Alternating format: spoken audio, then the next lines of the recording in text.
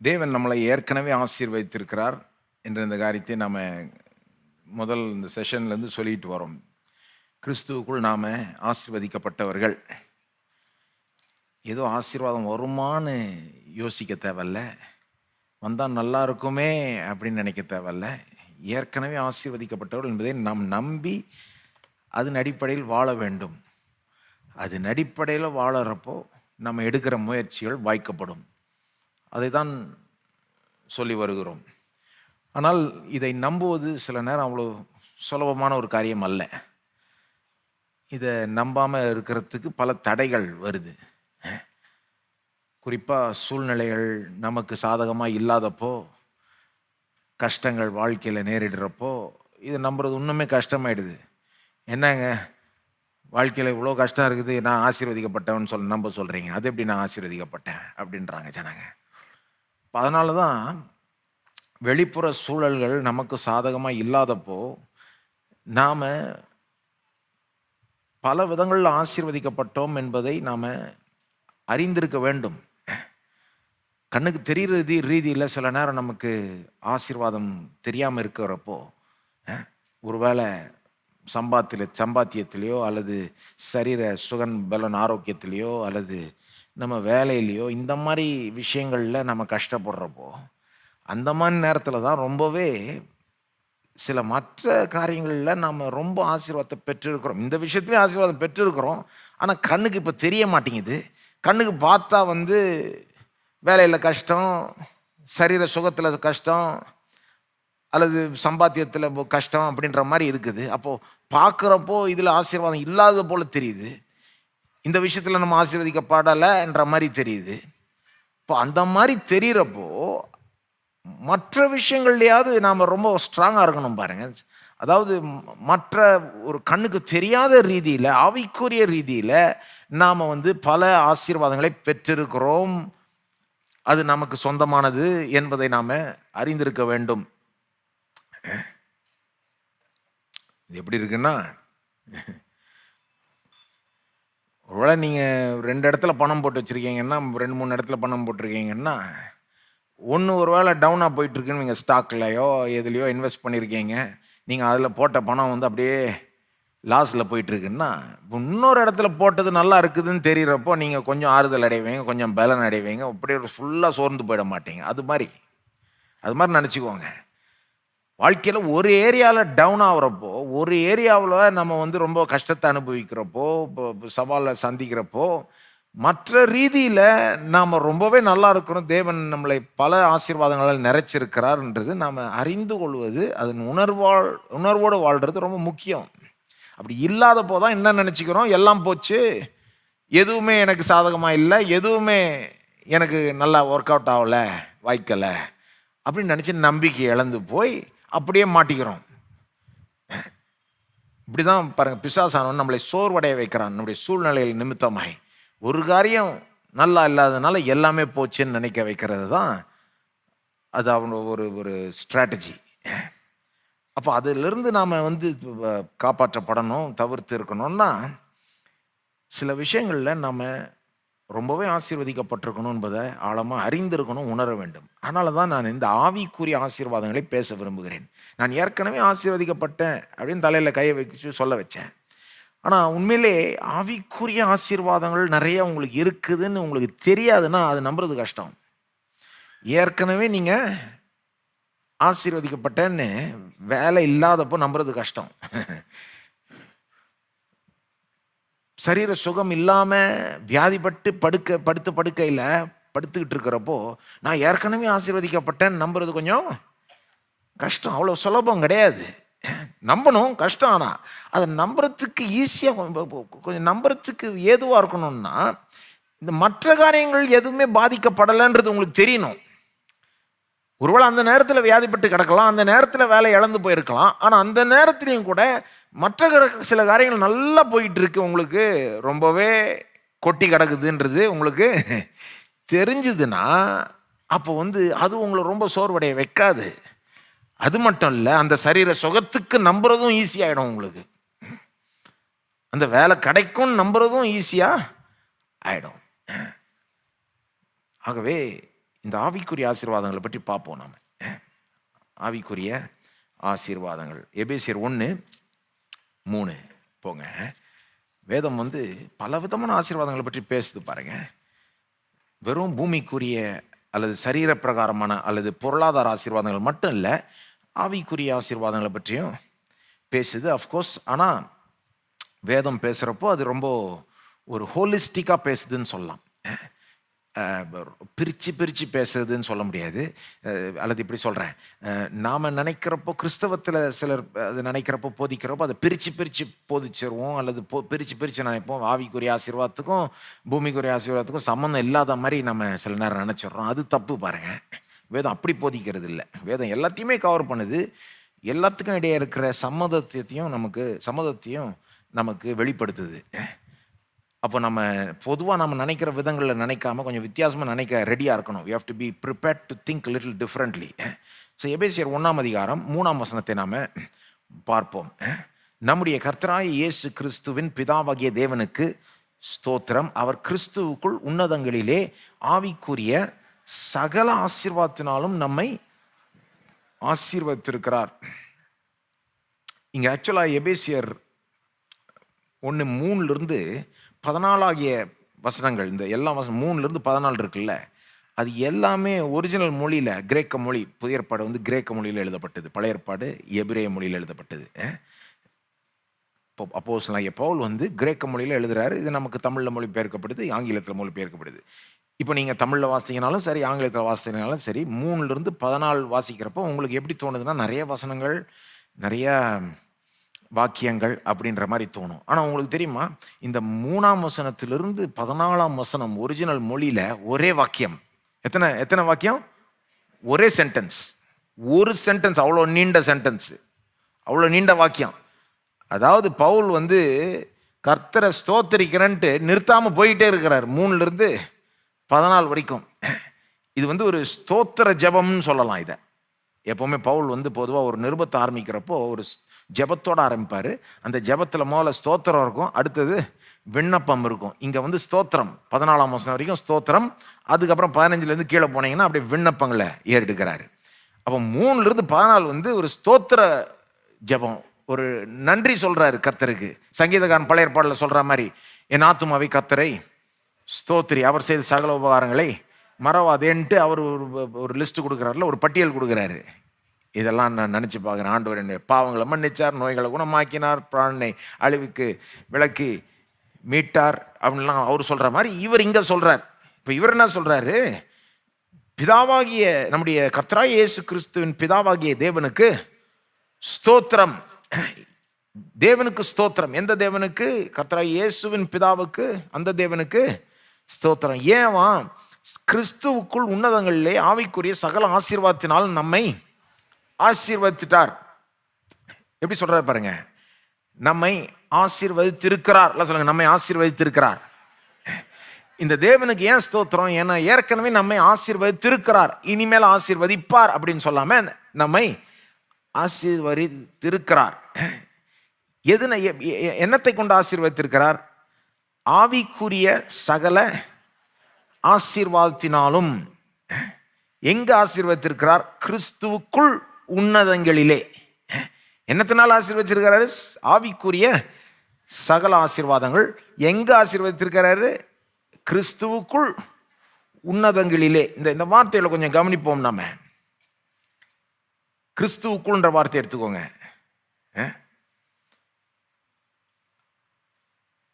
அல்லது முதல்ல இந்த ஆவிக்குரிய சகல ஆசீர்வாதங்கள் எடுத்துக்கலாம். இதனால தான் நான் ஆவிக்குரிய ஆசீர்வாதங்கள் குறிப்பாக சொல்லி பேச விரும்பினேன். ஏன்னா இங்கே பாருங்க, பவுல் அதை குறிப்பாக அப்படி சொல்கிறாரு, ஆவிக்குரிய சகல ஆசீர்வாதங்கள். அப்படின்னா என்ன அர்த்தம்? ஸோ நம்ம வழக்கமாக இதை பற்றி ஆவிக்குரிய ஆசீர்வாதம் நினைக்கிறப்போ பூமிக்குரிய ஆசீர்வாதத்துக்கு ஆப்போசிட், நேர் எதிரான ஒரு காரியம்னு நினைப்போம். அப்படி நினைக்கிறது கரெக்டானு தெரில எனக்கு. நாம் அதான் நான் சொன்ன மாதிரி பிரிச்சுருவோம். ஆவிக்குரிய ஆசீர்வாதம் வேற, பூமிக்குரிய ஆசீர்வாதம் வேற, இது ரெண்டுத்துக்கும் சம்மந்தம் இல்லைன்ற மாதிரி நம்ம நினச்சிருவோம். அப்படி கிடையாது. பைபிள் அப்படி கிடையாது. பாருங்க, பைபிள் ரெண்டுத்தை பற்றியும் பேசுது, இணைச்சி பேசுது. ரெண்டுத்துக்கும் சம்பந்தம் இருக்கு. ஆகவே நீங்கள் இதை நினைக்கிறப்போ என்ன சொல்கிறேன், நீங்கள் நான் இப்படி நினச்சிக்கோங்க, ஆவிக்குரிய ஆசீர்வாதம் தான் மற்ற ஆசீர்வாதங்களுக்கு அஸ்திபாரம். மற்ற ஆசீர்வாதங்களுக்கு அஸ்திபாரம். அந்த அஸ்திபாரம் இருக்கிறதுனால மற்ற ஆசீர்வாதங்களும் நமக்கு கிடைக்க முடியும். அப்படி நினைக்கிறது பெட்டர். ஆவிக்குரிய ஆசீர்வாதம் வேறு, பூமிக்குரிய ஆசீர்வாதம் வேறு, இது இப்படி அது அப்படி, ரெண்டுமே வேறு வேறு, ரெண்டுத்துக்கும் சம்மந்தம் இல்லைன்னு நினைக்கிறது அவ்வளோ வேதத்தின்படி அவ்வளோ சரியான ஒரு இது கிடையாது. ஏன்னா நம்மளே எடுத்துக்கோங்க, நம்ம சரீரம் பாருங்கள், நம்ம இப்போ நான் இங்கே நிற்கிறேன், நான் வந்து ஆவி ஆத்துமா சரீரமாக இருக்கிறேன். என் ஆவி எங்கேயோ, என் சரீரம் இங்கே இல்லை. என் சரீரம் இருக்குது, என் ஆவி இதுக்குள்ளாக வசிக்குது இல்லையா? என் சரீரம் வந்து என் ஆவிக்கு ஒரு வீடை போல இருக்குது. அப்போ எல்லாம் இணைச்சி தான் வச்சுருக்காரு தேவன். அப்போ அதை பிரித்து நம்ம பேசலாம். இப்போ பிரித்து பேசுகிறோம் வசதிக்காக, ஆனால் அதே நேரத்தில் ரொம்ப பிரிச்சிடக்கூடாது. அதனால் நான் அதுக்கு தான் இந்த உதாரணத்தை கொடுக்குறேன். ஆவிக்குரிய ஆசீர்வாதங்களை ஒரு அஸ்திபாரம் போல் நினச்சிக்கோங்க. ஒரு பில்டிங்கில் அஸ்திபாரமும் இருக்கணும், அதுக்கு மேலே பில்டிங்கும் இருக்கணும். அஸ்திபாரம் இல்லைன்னா பில்டிங் நிற்காது, பில்டிங் இல்லைன்னா என்ன அஸ்திபாரம் இருந்தாலும் நீங்கள் அதை பெருசாக அனுபவிக்க முடியாது. ரெண்டுமே முக்கியம். இது ஒன்று தான் முக்கியம்னு சொல்கிறவங்களாம் நம்பக்கூடாது. நம்ம ரெண்டுமே முக்கியம். அப்போ அந்த மாதிரி இந்த ஆவிக்குரிய ஆசீர்வாதங்கள் மற்ற ஆசீர்வாதங்கள் நம்ம நினச்சிக்கலாம். அப்படி ஆவிக்குரிய ஆசீர்வாதங்களை அஸ்திபாரம் போல் நினச்சிக்கோங்க. இந்த அஸ்திபாரத்தின் மேலே தான் மற்ற விதமான ஆசீர்வாதங்கள் கட்டப்படுகிறது. அதனால தான் நான் ஆவிக்குரிய ஆசீர்வாதங்களை ஃபஸ்ட்டு பேச விரும்புகிறேன். அது என்னன்றது அப்புறம் எடுத்து சொல்கிறேன். அப்போ பூமிக்குரிய ஆசீர்வாதங்களுக்கும் அல்லது பொருளாதார ஆசீர்வாதங்களுக்கும் ஆவிக்குரிய ஆசீர்வாதங்களுக்கும் வித்தியாசம் இருக்குது. ஆனால் அதே நேரத்தில் ஒரு சம்பந்தமும் இருக்குது. அது ஒன்று சொல்ல விரும்பினேன். இன்னொன்று, ஆவிக்குரிய அப்படின்னு பவுல் சொல்கிறப்போ அந்த வார்த்தைக்கு ஒரு அர்த்தம் என்னென்னா, பவுல் யூஸ் பண்ணுறப்போ பரிசுத்த ஆவியினால் நமக்கு வரும் ஆசீர்வாதங்கள், பரிசுத்த ஆவியினால் நமக்கு கிடைக்கிற. அப்போ இந்த ரெண்டு காரியத்தை நீங்கள் ஞாபகம் வச்சுக்கணும்னு விரும்புகிறேன். ஒன்று வந்து ஆவிக்குரியன்னா அதுக்கும் இந்த பொருளாதார ஆசீர்வாதங்களும் வித்தியாசம் இருக்குது, ஆனால் சம்பந்தமும் இருக்குது. அதை ஞாபகம் வச்சோம். ரெண்டாவது, ஆவிக்குரியனா பவுல் ஒரு அர்த்தத்தில் என்ன சொல்கிறாருன்னா, பரிசுத்த ஆவியினால் உண்டாகிற, பரிசுத்த ஆவி நமக்கு கொண்டு வருகிற ஆசீர்வாதங்கள், அதையும் ஞாபகம் வச்சுக்கோங்க. அடுத்தது கிறிஸ்துவுக்குள். என்ன சொல்லுங்க? கிறிஸ்துவுக்குள். எங்கே ஆசீர்வதிச்சிருக்கார்? கிறிஸ்துவுக்குள். அப்படின்னு என்ன அர்த்தம்? கிறிஸ்துவினாலே அப்படின்னு சொல்ல, கிறிஸ்துவுக்குள். ஆக்சுவலாக ரெண்டுமே உண்மை. நமக்கு இன்னைக்கு ஆசீர்வாதம் கிடைக்குதுன்னா அது கிறிஸ்துவினாலே மற்றும் கிறிஸ்துவுக்குள். எல்லாம் சொல்லுங்க, கிறிஸ்துவினாலே கிறிஸ்துவுக்குள். கிறிஸ்துவினாலேனா என்னது? கிறிஸ்து நமக்காக சாபமாய் தான் நமக்கு ஆசீர்வாதம் கிடைக்குது. கல்வாரி சிலுவையில் இயேசு நமக்காக பாவம் ஆகலை, சாபம் ஆகலைன்னா நம்ம இன்னைக்கு ஆசீர்வாதத்தை பெற்று அனுபவிக்க முடியாது. இது அவராலே உண்டான ஒரு காரியம். அவர் இல்லாமல் இது சான்ஸே கிடையாது. நம்ம நரகத்தில் தான் போய் சேர்ந்திருப்போம், நமக்கு சாபம் தான் வந்திருக்கும், சாபத்துக்கு தான் தகுதியானவராக இருந்தோம். ஆனால் நம்முடைய சாபத்தை அவர் ஏற்றுக்கொண்டதுனால அவராலே, கிறிஸ்துவினாலே நமக்கு ஆசீர்வாதம் கிடைக்குது. ஆனால் இங்கே பவுல் கிறிஸ்துவினாலே என்றதை சொல்லாமல் மற்ற இடங்களில் கிறிஸ்துவினாலே என்றதை சொல்கிறாரு. இங்கே கிறிஸ்துவுக்குள்னு சொல்கிறார். கிறிஸ்துவுக்குள்னு அர்த்தம், நாம் இயேசுவை நம்பும் போது, ரட்சிக்கப்படும் போது அவரோட இணைக்கப்படுகிறோம், கிறிஸ்துவோட இணைக்கப்படுகிறோம். ரட்சிப்பு வந்து ஏதோ தேவன் நம்மளை ஒரு ஆபத்துலேருந்து காப்பாற்றி பத்திரப்படுத்திட்டு சரி நமக்கு டாட்டா பாய் பாய் சொல்லிட்டு போயிடல. அல்லது ஏதோ நம்ம கஷ்டத்தில் இருந்தோம் வந்து நமக்கு ஏதோ உதவி செஞ்சுட்டு நமக்கு வேண்டியதை கொடுத்துட்டு சரி நீ நல்லா இரு அப்படின்ட்டு போயிடல. அப்படி கிடையாது ரட்சிப்பு. ரட்சிப்பு எப்படி இருக்குது? நம்ம ஆபத்தில் தான் இருந்தோம், ஆபத்துலேருந்து காப்பாற்றுகிறார். கஷ்டத்தில் தான் இருந்தோம், தேவைப்பட்டு இருந்தோம், தேவையை சந்திக்கிறார். ஆனால் அது எப்படி செய்கிறாருன்னு பார்த்தீங்கன்னா, அவர் கல்வாரி சிலுவையில் மரித்து உயிரோடு எழும்பி, அதனால் மட்டும் இல்லை, அதுக்கப்புறம் நம்மோட தம்மையை இணைச்சிக்கிறார். நம்மை அவரோட இணைக்கிறதன் மூலமாய் நமக்கு எல்லாமே இருக்கிறார். ரட்சகராக இருக்கிறார், தேவைகளை சந்திக்கிறவராக இருக்கிறாரு, நம்மோட என்ன பண்ணுறாரு? இணைச்சிக்கிறார். இப்படி சொல்கிறேன் இல்லைனா, ஒரு தானம் தர்மம் செய்கிற மாதிரி நமக்கு செய்யல. அவர் இந்தா உனக்கு இவ்வளோ வேணுமா, இது தேவைப்படுதா, இந்த வச்சுக்கோப்போ, நல்லா இரு, போயிட்டு வா அப்படின்னு சொல்லாமல் என்ன பண்ணுறாரு? நம்ம வந்து அவரோடையே இணைச்சிக்கிறார். இப்படி சொல்கிறேன், தெருவில் ஒருத்தங்க இருக்கிறாங்கன்னா, காசு பணம் இல்லாமல் ரொம்ப கஷ்டத்தில் இருக்கிறாங்கன்னா, அவங்களுக்கு போய் இந்தாங்க உதவிக்கு இதை வச்சுக்கோங்க, நீங்கள் நல்லா இருங்க அப்படின்னு போயிட்டு வாங்க அப்படின்னு சொல்லி அனுப்புறது ஒன்று. ஆனால் அவங்கள்ட்ட போயிட்டு நீங்கள் வாங்க என்னோட இணைஞ்சிக்கோங்க, நான் உங்களை திருமணம் செஞ்சிடுறேன், எனக்கு இருக்கிறது எல்லாமே உங்களுடையது அப்படின்னு செய்கிறது வேற லெவல் தானே. தேவன் நமக்கு அப்படி தான் செஞ்சார். நம்மளை வந்து அப்படி தானம் தர்மம் வந்து அப்படி வச்சுக்கோ போய் நல்லா இரு அப்படின்னு சொல்லி அனுப்பாம என்னுடைய வந்து நீனு இணைஞ்சிக்கோ. அவரை நம்பும் போது faith in Christ unites us with Christ. இயேசுவை விசுவாசிக்கிறப்ப நம்பும் போது இயேசுவோட நாம் ஒன்றாய் ஆகி விடுகிறோம். இயேசுவோட ஒன்றாய் திருமணம்னு சொன்னேன். ஆக்சுவலாக பைபிள் வந்து திருமணத்தை பற்றி என்னன்னு போதிக்குது? திருமண உறவு வந்து கிறிஸ்துவுக்கும் சபைக்கும் இருக்கிற உறவை போல இருக்குது, அப்படி தானே போதிக்குது. புருஷர்மார்களே கிறிஸ்து சபையை அன்பு கூறுறது போல உங்கள் மனைவிகளை அன்பு கூறு. ஏன்னா இந்த உறவுக்கும் அந்த உறவுக்கும் சம்பந்தம் இருக்குன்றாரு. இது எப்படி ஒரு சரீர பிரகாரமான இணைப்போ அதே போல கிறிஸ்துவுக்கும் சபைக்கும் இருக்கிறது ஆவிக்குரிய ஒரு இணைப்பு. பைபிளில் கணவனும் மனைவியும் ஒரே மாம்சமாய் இருக்கிறார்கள் என்று நம்ம வாசிக்கிறோம். இதே பைபிளில் கிறிஸ்துவும் விசுவாசியும் ஒரே ஆவியாய் இருக்கிறார்கள் என்று வாசிக்கிறோம். வாசித்திருக்கீங்களா? 1 கொரிந்தியர் 6:17. கிறிஸ்துவும் விசுவாசியும் ஒரே ஆவி, ஒரே, இது ஆவிக்குரிய ஒரு இணைப்பு. கிறிஸ்துவோட நாம் இணைக்கப்பட்டிருக்கோம். நாம் இங்கே இருக்கிறோம், கிறிஸ்து அங்கே இருக்கிறார், ஆனால் ஆவிக்குரிய ரீதியில் நாம் இணைக்கப்பட்டிருக்கோம். இதை இப்படி சொல்லலாம், ஒரு ஆவிக்குரிய திருமணம் போல ஆயிடுச்சு. திருமணம் வந்து ஒரு சரீர இணைப்பு, ஆனால் அது அப்படியே ஆவிக்குரிய ஒரு மண்டலத்தில் யோசித்து பாருங்க, ஆவிக்குரிய ரீதியில் யோசித்து பாருங்க. நமக்கும் கிறிஸ்துவுக்கும் அப்படிப்பட்ட ஒரு உறவு ஏற்பட்டுருச்சு. நாம கிறிஸ்துவுக்குள் இருக்கிறோன்னு வேதம் சொல்றப்போ அந்த அர்த்தத்தில் சொல்லுது. கிறிஸ்துவ நாமும் ஒன்றாயிட்டோம். கிறிஸ்து நமக்குள்ளாக இருக்கிறார், நாம் கிறிஸ்துவுக்குள்ள இருக்கிறோம். அவர் திராட்சை செடி, நாம கொடி, அவர் தலை, நாம சரீரம். அவர் கணவனை போல இருக்கிறார், நாம் மணவாட்டியை போல இருக்கிறோம்.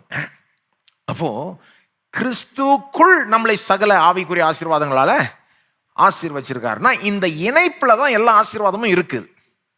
கிறிஸ்துவோட நம்ம இணைக்கப்பட்டோம் இல்லையா, அதுல தான் எல்லா ஆசீர்வாதமும் இருக்கு. அதுக்கு வெளியே ஒண்ணுமே கிடையாது. எப்படி இணைக்கப்படுறோம்? ஒன்றும் இல்லை, கிறிஸ்துவை நம்பினாலே இணைக்கப்படுறோம். கிறிஸ்துவ நம்பும் போது, அவரை விசுவாசிக்கும் போது, அவரிடத்தில் நம்ம வாழ்க்கையை அர்ப்பணிக்கும் போது, இயேசுவே ஆண்டவர் நம்ம அறிக்கை செய்யும் போது அவரோட ஜாயின் பண்ணி விட்டுறார் தேவன். இந்த இணைப்பில் தான் எல்லாம் ஆசீர்வாதம். எப்படி இருக்குன்னா, இது அதான் நான் சொன்னேன், இப்போ ஏற்கனவே சொன்னேன், ஒரு உலகத்திலே மிக ஏழையான ஒரு பெண் வந்து உலகத்திலே மிக பணக்கார ஒரு ஆளை கல்யாணம் பண்ணுறாங்கன்னு வச்சுக்கோங்க. பொதுவாக அப்படி நடக்காது. மிக ஏழையான ஒரு பெண் வந்து உலகத்திலே பெரிய பணக்காரருக்கு கல்யாணம் ஆகுதுன்னு, கல்யாணம் ஆகிறதுக்கு முந்தின நாள் வந்து இந்த பெண் வந்து பெரிய ஏழை தான், ரொம்ப ஏழை. ஆனால் கல்யாணம் ஆன அந்த நிமிஷத்துலேருந்து பணக்காரங்க, இந்த பெண்ணும் பணக்காரங்க. ஏன்? அந்த திருமண இணைப்பு வந்து அவங்கள வந்து ஐஸ்வர்யவானா ஆக்கிடுச்சு. அவங்கள்ட்ட ஒன்றும் இல்லை, ஆனால் இவரோட இணைஞ்சதுனால அவர்கிட்ட இருக்கிறது எல்லாமே இவங்களுக்கும் சொந்தமாயிடுச்சு. இன்னைக்கு திருமணத்தில் வந்து வேற மாதிரி பேசிக்கிறாங்க சிலர்.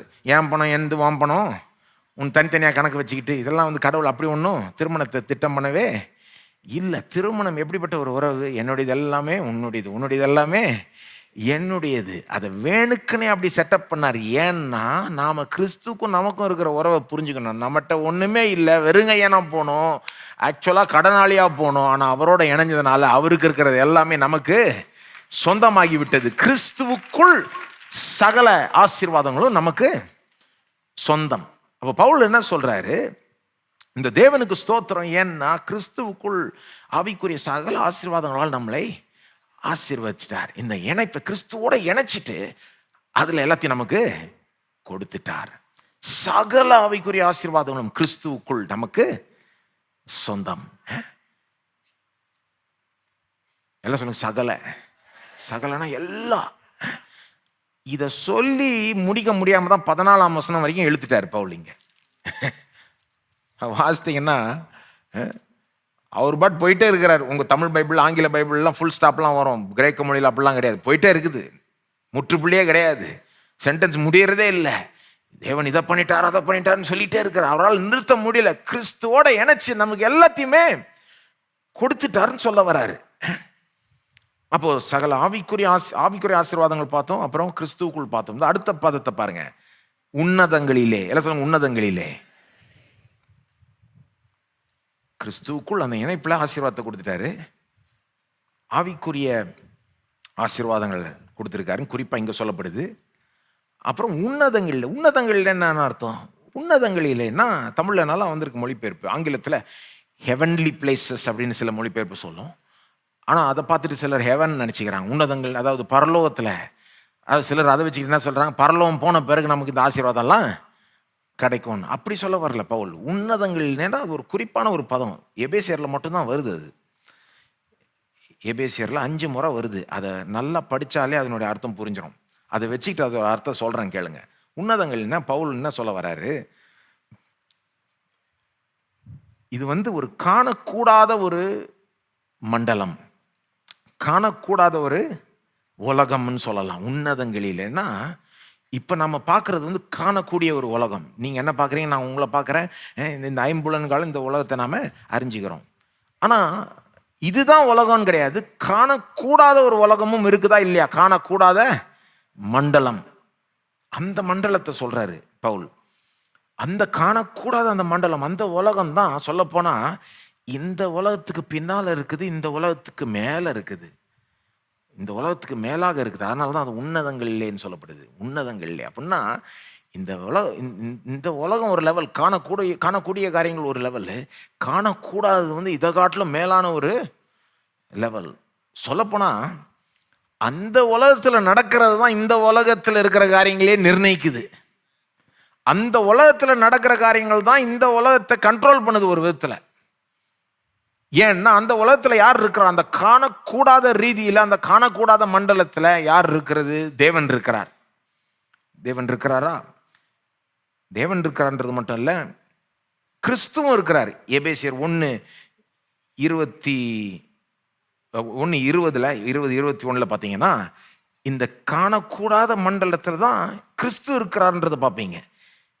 இயேசு மரிச்சு உயிரோடு எழும்பி பிதாவின் வலது பாரசத்தில் உன்னதங்களிலே உட்கார்ந்து இருக்கிறார்னு சொல்லப்பட்டிருக்கு. எபேசியர் 1:20. இதே உன்னதங்களிலே.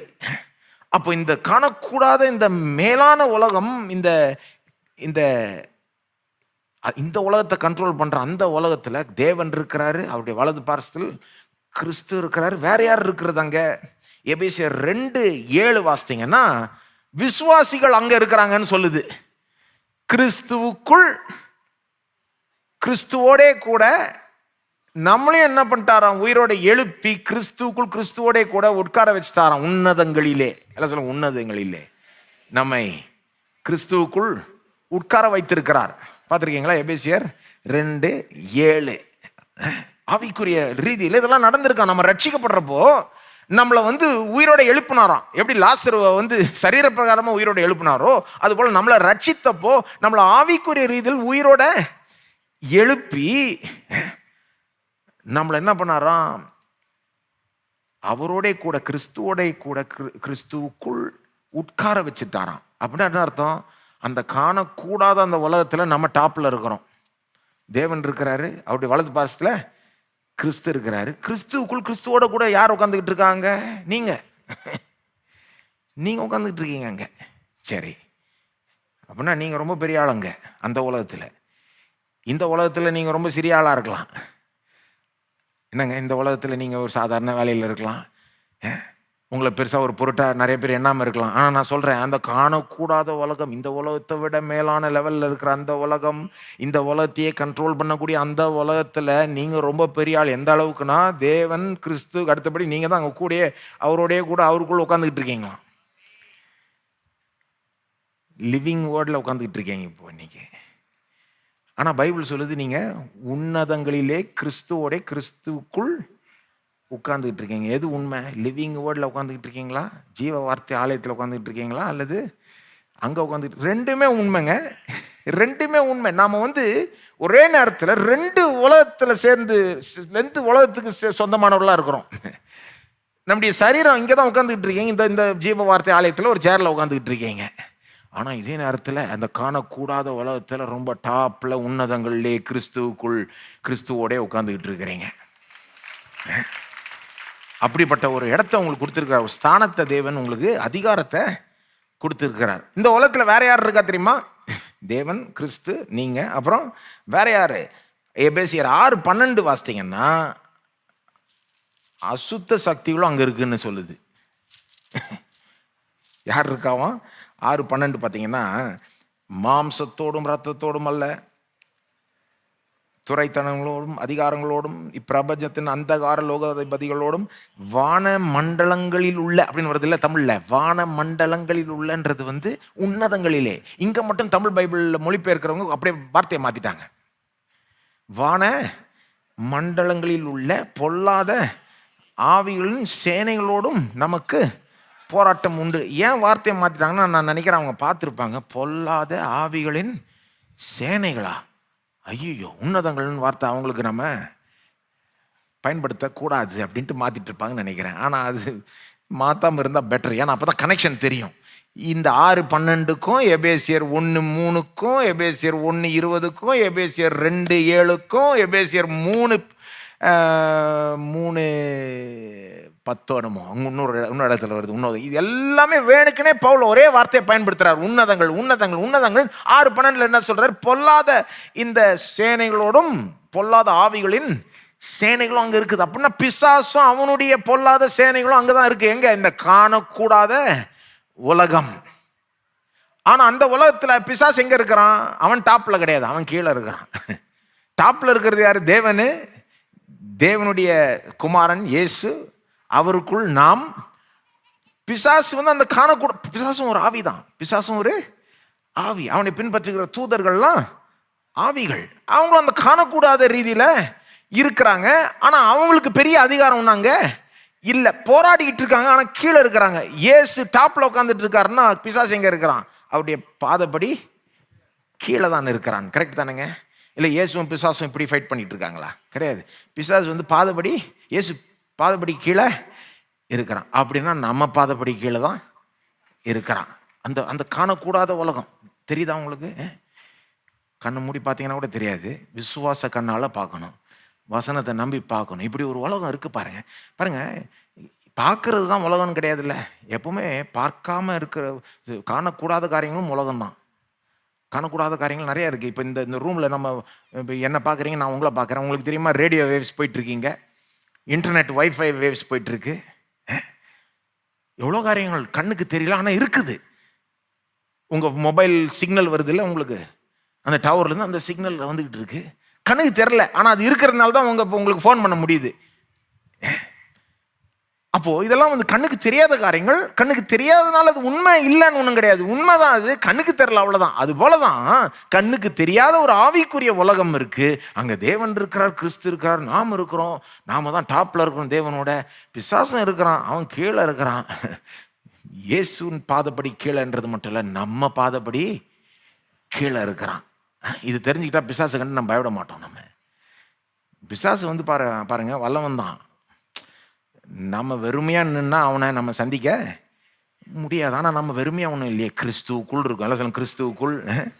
அப்போ கிறிஸ்துவுக்குள் கிறிஸ்துவோடே நம்ம இருக்கிறதுனால நாம் அவனை கண்டு பயப்படவே தேவையில்ல. அவன் நம்ம பாதப்படி கீழே தான் இருக்கிறான். சும்மா நமக்கு ஈக்குவலாக இருக்கிறான் அல்லது நம்மளை விட அவன் பெரிய ஆளுன்னு காமிச்சிக்க பார்ப்பான், பொய் சொல்லுவான், உங்களை கொஞ்சம் அப்படி பயமுறுத்த பார்ப்பான், அப்படின்னு எகிருவான். நீங்கள் அப்படியே நின்னீங்கன்னா போயிடுவான். நீங்கள் பயந்து அப்படியே பதட்டப்பட்டீங்கன்னா அவன் ஒன்றுமே எகிருவான். பாருங்க, பிசாசை எதிர்த்து நில்லுங்கள், resist the devil and he will flea from you. பிசாசை எதிர்த்து நின்னா அவன் ஓடி போயிடுவான். பாருங்க, முக்காசு பேர் அவனை எதிர்த்து நிற்கிறது இல்லை, ஏன்னா அவனை கண்டு பயம். அவங்கள விட பெரிய ஆள் அவங்க நினச்சிக்கிட்டு இருக்காங்க. ஆனால் கிறிஸ்துவுக்குள் நாம் அவனை விட ரொம்ப பெரிய ஆள்.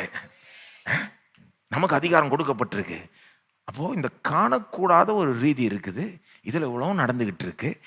இந்த உன்னதங்களிலே நம்மளை ஆசீர்வதிச்சிட்டாராம். சகல ஆவிக்குரிய ஆசீர்வாதங்களால் கிறிஸ்துவுக்குள் இந்த உன்னதங்களிலே ஆசீர்வதிச்சிட்டார். அப்போ நீங்கள் என்ன நினைக்க, ஒருவேளை நீங்கள் நினைக்கலாம், என்ன உன்னதங்கள் ஆசீர்வச்சிருந்தாங்க பிரயோஜனம், இங்கே ஆசீர்வச்சா நல்லாயிருக்கும். ஆனால் அங்கே நடக்கிறது தான் இதை கண்ட்ரோல் பண்ணுது. அது தெரியுமா உங்களுக்கு? அந்த உன்னதங்களில் இருந்துக்கிட்டு தான் தேவன் பூமியையும் ஆளுகிறார். என்னங்க, தேவன் சகலத்தையும் ஆள்றார், ராஜாதி ராஜாவாக இருக்கிறார். எங்கே? அந்த காணக்கூடாத மண்டலத்தில் இருந்து கொண்டு. அங்க இருந்து கொண்டு தான் பிசாசு கூட நம்மளை பாதிக்க பார்க்கறான், நம்மளை மிரட்ட பார்க்கறான், நம்மளை சோதிக்க பார்க்கறான். அங்க இருந்துகிட்டு தான் நம்மளை அவன் வேலையை பார்க்கறான் பாருங்க. அந்த உலகத்துக்கும் இந்த உலகத்துக்கும் பெரிய சம்பந்தம் இருக்குது. அங்க ஆசீர்வச்சனால இங்க ஒண்ணும் கிடையாதுன்னு நினைக்க கூடாது. அந்த உலகத்துக்கும் இந்த உலகத்துக்கும் பெரிய ஒரு சம்பந்தம், பெரிய ஒரு கனெக்ஷன் இருக்கு. அந்த உலகத்திலிருந்து தான் தேவன் பூமி ஆளுகிறார். அந்த உலகத்திலிருந்து தான் பிசாசு நம்மளையும் கவுக்க பார்க்கறான். அந்த உலகத்துல தான் தேவன் நம்மளை என்ன பண்ணிட்டாரு, பெரிய ஆட்கள் ஆக்கிட்டாரு, பெரியவர்கள் ஆக்கிட்டாரு, டாப்பு கொண்டு வந்துட்டார், நமக்கு எல்லா அதிகாரத்தையும் வல்லமையும் கொடுத்துட்டாரு. நீங்க ஒரு சாதாரண விசுவாசியா இருக்கலாம். இன்னைக்கு நான் சொல்றேன், அந்த உலகத்துல நீங்க ரொம்ப பெரிய ஆள், உங்களுக்கு எல்லா அதிகாரமும் கொடுக்கப்பட்டிருக்கு. அதை நீங்க புரிஞ்சுக்கிட்டீங்கன்னா, அந்த அதிகாரத்தை செயல்படுத்த தொடங்கினீங்கன்னா இந்த உலகத்துலையும் பெரிய ஆளை வந்துடுவீங்க. அந்த உலகத்தில் நீங்கள் பெரிய ஆளுன்றது மூலம் நம்பணும். எந்த உலகத்தில்? அந்த ஆவிக்குரிய உலகத்தில். ஏங்க, ஆவிக்குரிய உலகம் பெருசா, இந்த இந்த இந்த பார்க்குற உலகம் பெருசாங்க? அதாவது எந்த உலகம் எந்த உலகத்தை படைச்சிது? ஆவிக்குரிய உலகம் தான் இந்த உலகத்தையே படைச்சிது. கண்ணுக்கு தெரியாத ஆவியாய் இருக்கிற தேவன் தான் கண்ணுக்கு தெரிகிற எல்லாத்தையுமே படைச்சிருக்கிறார். அப்போ எது பெருசு? அதுதான். அதனால தான் இது உண்டாயிருக்கு பாருங்க. அப்போது வெறும் இது கண்ணுக்கு தெரியறதுனால மயங்கிடக்கூடாது. தெரியாத உலகம், வேற ஒரு உலகம் இருக்குது, இதை விட மேலான உலகம், அதுதான் உன்னதங்களிலே. அந்த உன்னதங்களில் நீங்கள் ரொம்ப டாப்பில் இருக்கிறீங்க, அதிகாரத்தை பெற்றவர்களாக இருக்கிறீங்க, கிறிஸ்துவுக்குள் இருக்கிறீங்க, கிறிஸ்துவோட இணைக்கப்பட்டிருக்கிறீங்க. உங்களுக்கு சகல ஆவிக்குரிய ஆசீர்வாதங்களும் கொடுக்கப்பட்டுருச்சு. ஏற்கனவே எல்லாத்தையும் கொடுத்துட்டாராம் பவுல் சொல்றாரு. எல்லாத்தையுமே கொடுத்துட்டார். அதை நீங்கள் புரிஞ்சு கொண்டீங்கன்னா, அதை நம்பி வாழ ஆரம்பிச்சிங்கன்னா, நீங்கள் எப்படி வாழ்வீங்க? பிசாசை கண்டு பயப்பட மாட்டீங்க, சூழ்நிலையை கண்டு பயப்பட மாட்டீங்க. எப்படி தேவன் அந்த உலகத்துலேருந்து இந்த உலகத்தை ஆள்றாரோ, அதே போல் நீங்களும் அங்கே உங்களுக்கு இருக்கிற அதிகாரத்தை வச்சு இந்த உலகத்தில் நீங்கள் அதை செயல்படுத்துவீங்க. ஒரு பிரச்சனை வந்தால் நீங்கள் அதை பிரச்சனையை பெருசாக நினைக்க மாட்டீங்க. இல்லை நான் கிறிஸ்துவோடைய கூட உன்னதத்தில் உட்கார்ந்து கொண்டிருக்கிறேன், எனக்கு அதிகாரம் இருக்குது, எனக்கு வல்லமை இருக்குது, இந்த பிரச்சனையை டீல் பண்ணுவோம், நம்ம தேவன் கொடுத்துருக்கிற ஆயுதங்களை வச்சு இதை போராடுவோம், அப்படி நினைப்பீங்க பாருங்க. அந்த உலகத்தில், அந்த காணக்கூடாத உலகத்தில் ஆதி காலத்துலேருந்து ஒரு போராட்டம் நடந்துக்கிட்டு இருக்கு. ஒரு பக்கம் கடவுள் இருக்கார், இன்னொரு பக்கம் பிசாசு இருக்கிறான். அந்த உலகத்தில் சொல்கிறேன், காணக்கூடாத உலகத்தில். நீங்கள் எந்த சைடு இருக்கிறீங்க?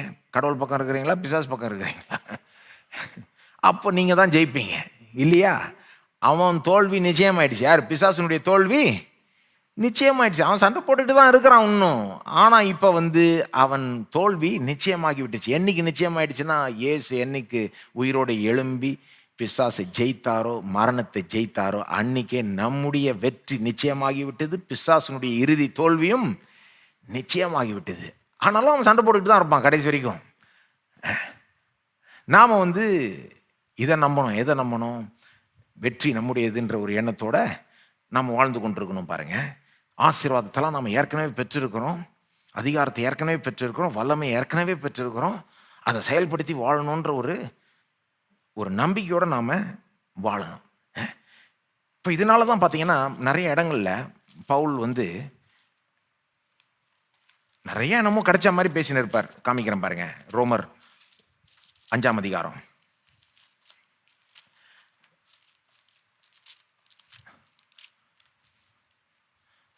ரொம்ப பெற்ற மாதிரியும் ரொம்ப ஓவராக பெற்ற மாதிரி பவுல் பேசிக்கிட்டு இருப்பார். அது என்ன பெற்றாருன்னு பார்த்தீங்கன்னா, அது இந்த உலகத்தில் எதிர்பார்க்குற காரியங்களாக இருக்காது, ஆவிக்குரிய ஆசீர்வாதங்களாக இருக்கும். அவர் சொல்கிறாரு, சகல ஆவிக்குரிய ஆசீர்வாதத்தினால் தேவன் ஆசீர்வதிச்சிட்டாருன்னு சொல்கிறாரு. அது என்ன மாதிரி ஆசீர்வாதங்கள்னு நான் கொஞ்சம் சொல்ல விரும்புகிறேன். அதுக்கு ஒரு உதாரணமாக இதை வாசிக்கிறேன். ரோமர் 5:1-2 பாருங்கள். இவ்விதமாக நாம் விசுவாசத்தினாலே நீதிமான்களாக்கப்பட்டிருக்கிறபடியால் நம்முடைய கர்த்தராகிய இயேசு கிறிஸ்து மூலமாய் தேவனிடத்தில் சமாதானம் பெற்றிருக்கிறோம். பாருங்க, சொல்ற பெற்றிருக்கிறோம். என்ன பெற்றிருக்கிறோம்? பேங்க்ல 1 கோடி பெற்றிருக்கிறோம்னு சொல்ல அவரு. ஆனா வேற என்னத்தையும் சொல்றாரு. இப்போ உலகம் அந்த மாதிரி காரியம் தான் எதிர்பார்த்துட்டு இருக்கோம். அது பெற்றிருக்கோமா சொல்லுங்க. சில நேரம் நடக்குது பேங்க்ல, ஏதாவது தப்பி தவறி என்னத்தையோ பணத்தை அவனு போட்டு சிலர் அதை என்னமோ உண்மையிலே பணம் கிடைச்ச மாதிரி போய் செலவழிச்சு அப்புறம் ஓமில் மாட்டிக்கிறாங்க. இந்த மாதிரிலாம் நடக்குது உலகத்தில். பவுல் பேங்க்ல என்னமோ 1 கோடி பெற்ற மாதிரி பேசினு இருக்காரானா. நாம் விசுவாசத்தினாலே நீதிமான்களாக்கப்பட்டிருக்கபடியால் நம்முடைய கர்த்தராகிய இயேசு கிறிஸ்து மூலமாய் தேவனிடத்தில் சமாதானம் பெற்றிருக்கிறோம். அவர் மூலமாய் நாம் இந்த கிருபையில் பிரவேசிக்கும் ஸ்லாக்கியத்தை விசுவாசத்தினால் பெற்று நிலை கொண்டிருந்து தேவ மகிமை அடைவோம் என்கிற நம்பிக்கையினாலே மேன்மை பாராட்டுகிறோம். அப்படித்தான் பேசுறாரு. 1 கோடி பெற்ற மாதிரி பேசுறாரு. மகிமை நம்பிக்கையை வச்சு நாம மேன்மை பாராட்டுகிறோம். 3ஆம் வசனம் பாருங்க. அது மாத்திரமல்ல, உபத்திரவம் பொறுமை பரீட்சை நம்பிக்கையும் உண்டாக்குறது என்று நாங்கள் அறிந்து உபத்திரவங்களிலேயும் மேன்மை பாராட்டுகிறோம். சொல்ல போனா உபத்திரவத்தில் கூட மேன்மை பாராட்டுறோம் போ அப்படின்றார். இவர் என்ன பண்ணுவீங்க நீங்க? நிறைய பேர் இவர் கிறுக்குண்டுவாங்க. என்ன ஆச்சு இவருக்கு உபத்திரவத்தில் மேன்மை பாராட்டுறேன்? அவர் சொல்றாரு, எனக்கு எவ்வளவு கிடைச்சிருக்குன்னா உபத்திரவத்தில் கூட மேன்மை பாராட்டுறேன். ஏன்னா உபத்திரவம் கூட எனக்கு கீழே தள்ள முடியாது, அதுல இருந்து கூட நன்மை தான் வரும் எனக்கு போ அப்படின்றாரு. 5ஆம் வசனம், மேலும் நமக்கு அருளப்பட்ட பரிசுத்த ஆவியினாலே தேவ அன்பு நம்முடைய இருதயங்களில் ஊற்றப்பட்டிருக்கிறபடியால் அந்த நம்பிக்கை நம்மை வெட்கப்படுத்தாது. பெரிய நம்பிக்கை இருக்குது, வெட்கப்படுத்தாது. என்ன ஆனாலும் உபத்திரம் வந்தா கூட ஒன்றும் பெருசா ஒன்றா இல்லை. அப்படிதான் பேசுறாரு. இன்னொரு உதாரணம் பாருங்க. ரோமர் 8:31. அதாவது நீங்க நிறைய பெற்றிருக்கிறீங்கன்ற ஒரு உணர்வு உங்களுக்கு இருக்கான்னு கேட்கிறேன். பவுலுக்கு இருக்கு. கொட்டி கிடக்கிற மாதிரி பேசுறாரு, நிறைய கையில் இருக்கிற மாதிரி பேசுறாரு பாருங்க. 8:31, இவைகளை குறித்து நாம் என்ன சொல்லுவோம்? தேவன் நம்முடைய பட்சத்தில் இருந்தால் நமக்கு விரோதமாய் இருப்பவன் யார்? தம்முடைய சொந்த குமாரனே என்றும் பாராமல் நம்ம எல்லாருக்காகவும் அவரை ஒப்பு கொடுத்தவர் அவருடைய கூட மற்ற எல்லாவற்றையும் நமக்கு அருளாது இருப்பது எப்படி? அப்படி நிச்சயத்தை பாருங்க. குமாரனே கொடுத்துட்டார். கொடுக்காது என்ன பெரியது, இல்லாத என்ன பெரியது? மற்றதை கொடுக்க மாட்டாரா? குமாரனே கொடுத்துட்டார். 33, தேவன் தெரிந்து கொண்டவர்கள் மேல் குற்றம் சாட்டுகிறவன் யார்? தேவனை அவர்களை நீதிமான்களாக்குகிறவர் ஆக்கினைக்குள்ளாக தீர்க்கிறவன் யார்? கிறிஸ்துவே மரித்தவர், அவரே எழுந்தும் இருக்கிறவர், அவரே தேவனுடைய வலது பார்சத்திலும் இருக்கிறவர், நமக்காக வேண்டுதல் செய்கிறவரும் அவரே.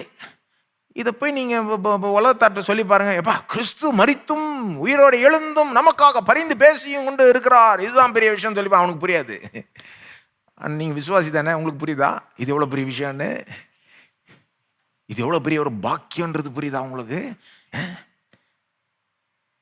எவ்வளோ இருக்குது நமக்குன்ற மாதிரி பேசிக்கிட்டு இருக்காரு பாருங்க. 35, உமது நிமித்தம் எந்நேரமும் கொல்லப்படுகிறோம், அடிக்கப்படுகிறோம், ஆடுகளைப் போல எண்ணப்படுகிறோம் என்று எழுதியிருக்கிறபடி நேரிட்டாலும், ஒருவேளை என்னை கொன்னே போட்டா கூட சொல்றாரு, என்ன பண்ணாலும் கிறிஸ்துவின் அன்பை விட்டு நம்மை பிரிப்பவன் யார்? உபத்திரவமோ, வியாகுலமோ, துன்பமோ, பசியோ, நிர்வாணமோ, நாசமோசமோ, பட்டயமோ, இவைகளை எல்லாவற்றிலேயும் நம்ம அன்பு கூறுகிறவர்களாலே முற்றும் ஜெயங்கொள்ளுகிறவர்களாய் இருக்கிறோமே. மரணமானாலும் ஜீவனானாலும் தேவ தூதர்களானாலும் அதிகாரங்களானாலும் வல்லமைகளானாலும் நிகழ்காரியங்களானாலும் வருங்காரியங்களானாலும் உயர்வானாலும் தாழ்வானாலும் வேற எந்த சிருஷ்டியானாலும் நம்முடைய கர்த்தராகிய கிறிஸ்து இயேசுவில் உள்ள தேவனுடைய அன்பை விட்டு நம்மை பிரிக்க மாட்டாதென்று நிச்சயித்திருக்கிறேனே.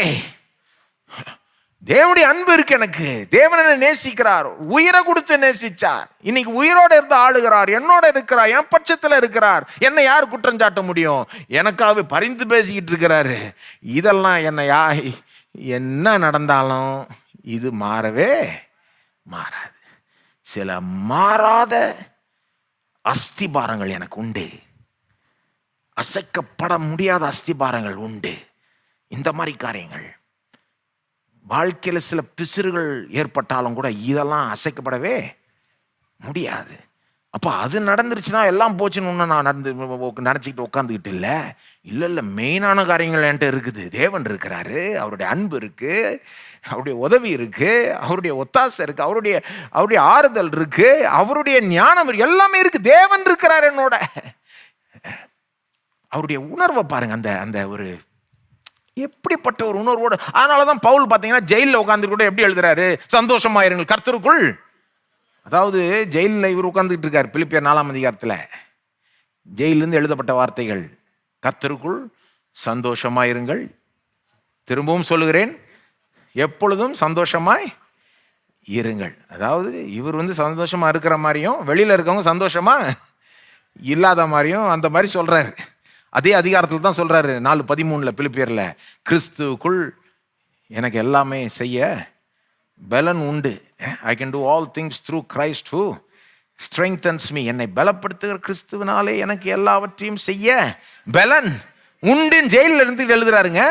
4:19 சொல்றாரு, என் தேவன் தம்முடைய மகிமையின் ஐஸ்வரியத்தின்படி உங்கள் குறைகள் எல்லாம் கிறிஸ்து இயேசுவுக்குள் நிறைவாக்குவார். அதாவது அவருடைய குறைவெல்லாம் நிறைவாயிட்ட மாதிரியும், வெளியில இருக்கிறவங்களுடைய குறை தான் நிறைவாகலன்ற மாதிரியும், என் தேவன் உங்க குறைவை கூட நிறைவாக்குவார்னு ஜெயிலில் இருக்கிற ஆள் பேசுறாருங்க.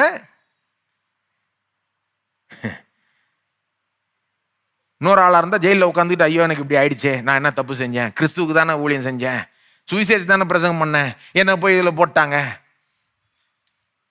அப்படின்னு பேசின்னு இருப்பாங்க. ஆனால் அவருக்கு அப்படி இல்லை ஒரு எண்ணம், ஒரு செல்ஃப் பிட்டின்னுவாங்க ஆங்கிலத்தில். அப்படியே தன் மேலே ஒரு பரிதாபப்பட்டுட்டு என் மேலேயே உட்காந்துக்கிட்டு, ஐயோ நான் பாவம் அப்படின்னு எழுதலையா அவரு? சந்தோஷமா இரு, நான் சந்தோஷமா இருக்கேன், நீ சந்தோஷமா இரு. ஏன்னா சந்தோஷமா இருக்கிறதுக்கு நிறைய இருக்கு. ஜெயிலில் கிடந்தா என்ன, கர்த்தர் என்னோட இருக்கார், என் பட்சத்தில் இருக்கிறாரு, அவருடைய அன்பு மாறிடுச்சா? அதுதாங்க உண்மையான கிறிஸ்தவம். வாழ்க்கையில் என்னமோ ஒரு காரியம் நடந்துட்டதுனால அப்படியே நம்பிக்கை இழந்துட்டோம்னா, அப்படியே எல்லாம் போயிட்ட மாதிரி நம்ம பேசியிருந்தோம். அப்போ நமக்கும் உலகத்தாருக்கு என்னங்க வித்தியாசம்? வித்தியாசமே இல்லாமல் போயிடுது. பவுலுக்கு என்ன ஒரு உணர்வுனா, இதெல்லாம் ஒரு பெரிய காரியம் கிடையாது, எனக்கு நிறைய இருக்கு. என்ன இருக்குன்னு கேட்டிங்கன்னா, ஒரு லிஸ்ட் வேணா கொடுக்குறேன். சும்மா நான் ஒரு லிஸ்ட் போட பார்த்தேன்.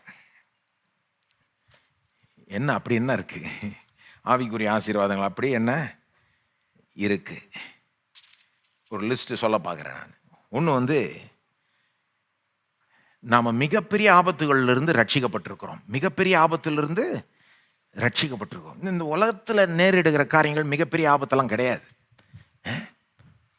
இந்த உலகத்தில் நமக்கு பெருசாக தோணுகிற ஆபத்துகள்லாம் பெருசே கிடையாது. ஆக்சுவலாக ரொம்ப பெரிய ஆபத்துகள்னா திரும்ப பைபிளை பொறுத்த வரைக்கும் பாவம், நரகம், தேவ கோபாக்கினை, இதுதான் பெரிய ஆபத்து. அதை கண்டு நம்ம பயப்படவே தேவையில்லையே. பாவத்திலிருந்து நம்மளை ரட்சித்து விட்டாரு. இது எவ்வளோ பெரிய ஒரு பாக்கியங்க. நித்திய நரகத்திலிருந்து நம்மளை ரட்சித்து விட்டார். இது ஒன்றும் கிடையாதா? நான் கேட்குறேன், தேவ கோபாக்கினை ஒரு நாள் சிலர் மேலே விழப்போகுது. கண்ட அக்கிரமும் செஞ்சுக்கிட்டு இருக்காங்க, ஒன்றும் நடக்காதுன்னு நினச்சிட்டு இருக்காங்க. ஒரு நாள் நியாய தீர்ப்பு நாள்னு ஒரு நாள் வரப்போகுது. அந்த நாள் அன்றைக்கு தேவ கோபாக்கினை அவர்கள் மீது விழப்போகுது. ஆனால் நாம் நீதியின் கிரீடத்தை தான் பெற போகிறோம். நாம் அந்த கோபாக்கினை கண்டு பயப்பட தேவையில்ல. பவுலை போல நாம் சொல்லலாம், இந்த ஓட்டத்தை முடிச்சிட்டேன் அப்படின்னு சொல்லி அந்த இடத்துல சொல்கிறார். 2 கொரிந்தியர் 4:6-8 சொல்கிறாரு, எனக்காக ஒரு நீதியின் கிரீடம் வைக்கப்பட்டிருக்கிறது, எனக்கு மாத்திரமல்ல அவருடைய பிரசன்னமாகுதலை விரும்பும் யாவருக்கும் இப்படிப்பட்ட ஒரு கிரீடம் வச்சிருக்கு.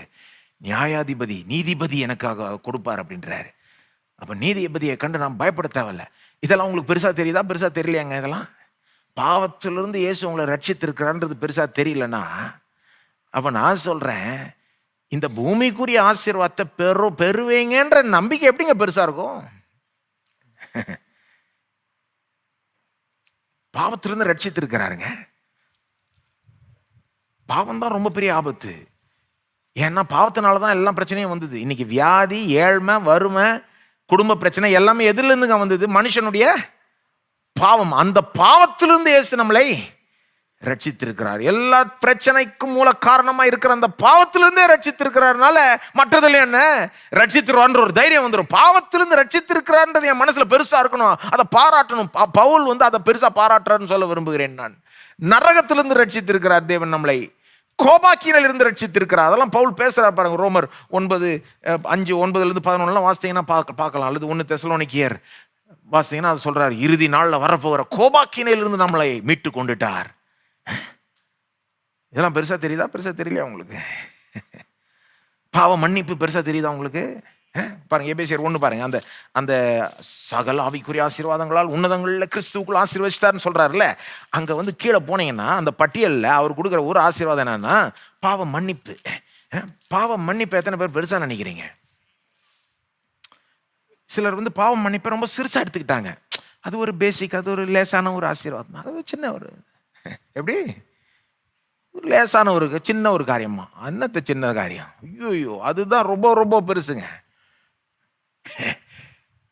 அது இருந்தாதான் மற்ற ஆசீர்வாதம் இருக்க முடியும். அது இல்லைன்னா ஒன்றும் கிடைக்காது. மனுஷனுடைய வேறு பிரச்சனை என்னங்க? பாவம் தாங்க. மனுஷனுடைய வேறு பிரச்சனை என்னது? இன்னைக்கு உலகத்தில் போய் கேட்டு பாருங்க, மனுஷனுடைய பிரச்சனை என்னன்னு கேட்டு பாருங்க. அவங்க சொல்லுவாங்க, இல்லைங்க எக்கானமி டவுனாக இருக்கு, நிறைய வேலை போகுது, அதுதான் பிரச்சனை. அல்லது சிலர் சொல்லுவாங்க, இல்லைங்க இந்த தலைமைத்துவம் தான் சரியில்லைங்க, அரசாங்கத்தை பழி சொல்லுவாங்க, இதை மாற்றினா சரியாகும், அதை மாற்றினா இவங்களை கொண்டு வந்தால் சரியாகும்னு அப்படி போவாங்க சிலர். அல்லது சிலர் சொல்லுவாங்க, இல்லைங்க இன்னும் உலகத்தில் சிலர்லாம் இன்னும் பசி பட்டினியாக கிடக்கிறாங்க, இந்த பணக்காரங்க ரொம்ப சரி கிடையாது, எல்லாம் பணத்தையும் அவங்களே சேர்த்து வச்சுக்கிட்டு இருக்கிறதுனால தான் இப்படி இருக்குது. இந்த மாதிரி நிறைய காரியங்களை சொல்லுவாங்க. என்னங்க பிரச்சனைன்னு கேட்டு சிலர் சொல்லுவாங்க, சிலருக்கு படிப்பறிவு இல்லைங்க, சில இடங்களில் இன்னும் படிப்பு போய் சேரலை, எல்லாரையும் படிக்க வைக்கணும், நல்லா படிக்க வச்சாலே உருப்பட்டுருவோம். ஆனால் நல்லா படித்தும் அக்கிரமம் செய்கிறவன் இருக்கானே, ரொம்ப ஹை லெவலில் அக்கிரமம் செஞ்சுக்கிட்டு இருக்கான் படிச்சுக்கிட்டு. அப்போ உலகத்தை கேட்டிங்கன்னா அவங்க இப்படி தான் ப்ராப்ளம்ஸ்ன்னு சொல்கிறாங்களே. பைபிள் மட்டும்தான் என்ன சொல்லுது? மனுஷனுக்குள்ள ஒரு ஆவிக்குரிய பிரச்சனை இருக்கு. மனுஷனுடைய பிரச்சனை என்னது? ஆழமான பிரச்சனை என்னன்னு பார்த்தீங்கன்னா, அவனுக்கு வறுமை இருக்கு, ஏழ்மை இருக்கு, பணம் சம்பாதிக்க முடியல, வேலை கிடைக்கல, குடும்பம் சரி, அதெல்லாம் கீழே என்ன ஆழமா வேற என்ன இருக்குன்னு பார்த்தீங்கன்னா பாவம். பாவம் என்னது? நமக்குள்ளாய் வேலை செய்கிற ஒரு தீய சக்தி, மனுஷனை உலகத்தை கெடுக்கிற ஒரு தீய சக்தி ஒவ்வொரு மனுஷங்களையும் வேலை செஞ்சுட்டு இருக்கு. அதனாலதான் பொறாமை இருக்குது, அதனாலதான் அக்கிரமம் செய்யறானுங்க, அதனாலதான் இன்னொருத்தனுக்கு ஒரு தாராளமாக கொடுக்கறதுக்கு மனசு வரல. பணம் சம்பாதிக்கிறவங்க சில நேரம் அதை அப்படியே கட்டி வச்சுக்கிட்டு இருக்கிறாங்க. மனுஷனுக்குள்ளாக இருக்கிற ஒரு தீய சக்தி. இயேசு இந்த பாவத்திலிருந்து நம்மளை விடுதலை ஆக்கியிருக்கார், ரட்சித்திருக்கிறார்னு புதிய ஏற்பாடு ரொம்ப விவரமா சொல்லுது பாருங்க. அதனாலதான் நிறைய பேருக்கு புதிய ஏற்பாட்டுக்கும் பழைய ஏற்பாட்டுக்கும் இடையே இருக்கிற அந்த கொஞ்சம் அந்த வேறுபாடும் சில நேரம் புரிய மாட்டேங்குது. என்ன சொல்றாங்க சிலர், பழைய ஏற்பாடு நிறைய இந்த பூமிக்குரிய பொருளாதார ஆசீர்வாதங்கள்லாம் நிறைய பேசுது, ஆனா புதிய ஏற்பாடுக்கு வர்றப்போ அது இந்த ஆவிக்குரிய ஆசீர்வாதங்களை நிறையவே ஃபோக்கஸ் பண்ணுது பாருங்க. எபேசியர் 1:3 பவுல் சொல்றாரு, சகல ஆவிக்குரிய ஆசீர்வாதத்தினால் நம்மளை உன்னதங்களிலே கிறிஸ்துவுக்குள் ஆசீர்வதிச்சிருக்காருன்னு. அப்போ புதிய ஏற்பாடு இந்த ரொம்ப ஆவிக்குரிய இதில் ரொம்ப போயிடுது. அப்போ பழைய ஏற்பாடு வேற புதிய ஏற்பாடு வேறையா? கிடையாது, அப்படி கிடையாது. ஏன் புதிய ஏற்பாடு சில நேரம் இந்த காரியத்தை அதிகமாக வலியுறுத்துதுன்னா, ஏன்னா அதுதான் மனுஷனுடைய வேறு பிரச்சனை. இயேசுனுடைய விசேஷமே என்னன்னா அதை சால்வ் பண்றாரு, அதை தீர்த்து தருகிறார். வேற எவராலும் பாவத்திலிருந்து ரட்சிக்க முடியல. பாவத்திலிருந்து ரட்சிக்கிறவர் ஒருவரே, அவர் பேரு இயேசு. அவருடைய பெயருடைய அர்த்தமே என்னது? அவர் பிறக்கிறப்போ அந்த தூதன் சொல்றான், அவருக்கு இயேசு என்று பெயரிடுவாய். அர்த்தம் என்னது? தம்முடைய ஜனங்களின் பாவத்தினின்று அவர் அவர்களை ரட்சிப்பார். அதுதான் அவருடைய ஸ்பெஷாலிட்டி. ஏன்னா அதை சால்வ் பண்ணிட்டா எல்லாத்தையும் சால்வ் பண்ணிடலாம். அதை சால்வ் பண்ணிட்டா எல்லாத்தையும். அதனால தான் புதிய ஏற்பாடு பாவத்தை அதிகமாக பேசுது. பாவத்தை பற்றி எப்படி இயேசு பாவத்திலிருந்து ரட்சிக்கிறார். பாவம் இருக்கிறதுனால ஆவிக்குரிய பிரச்சனை, மனுஷனுடைய ஆழமான பிரச்சனை ஆவிக்குரிய பிரச்சனை. இந்த மற்றதெல்லாம் மேலோட்டமான பிரச்சனைகள். எப்படி நீங்கள் டாக்டர்கிட்ட போகிறீங்களோ, டாக்டர் போகிறப்போ கை வலி, கால் வலி, தலைவலி தான் உங்களுக்கு பெருசாக தெரியுது.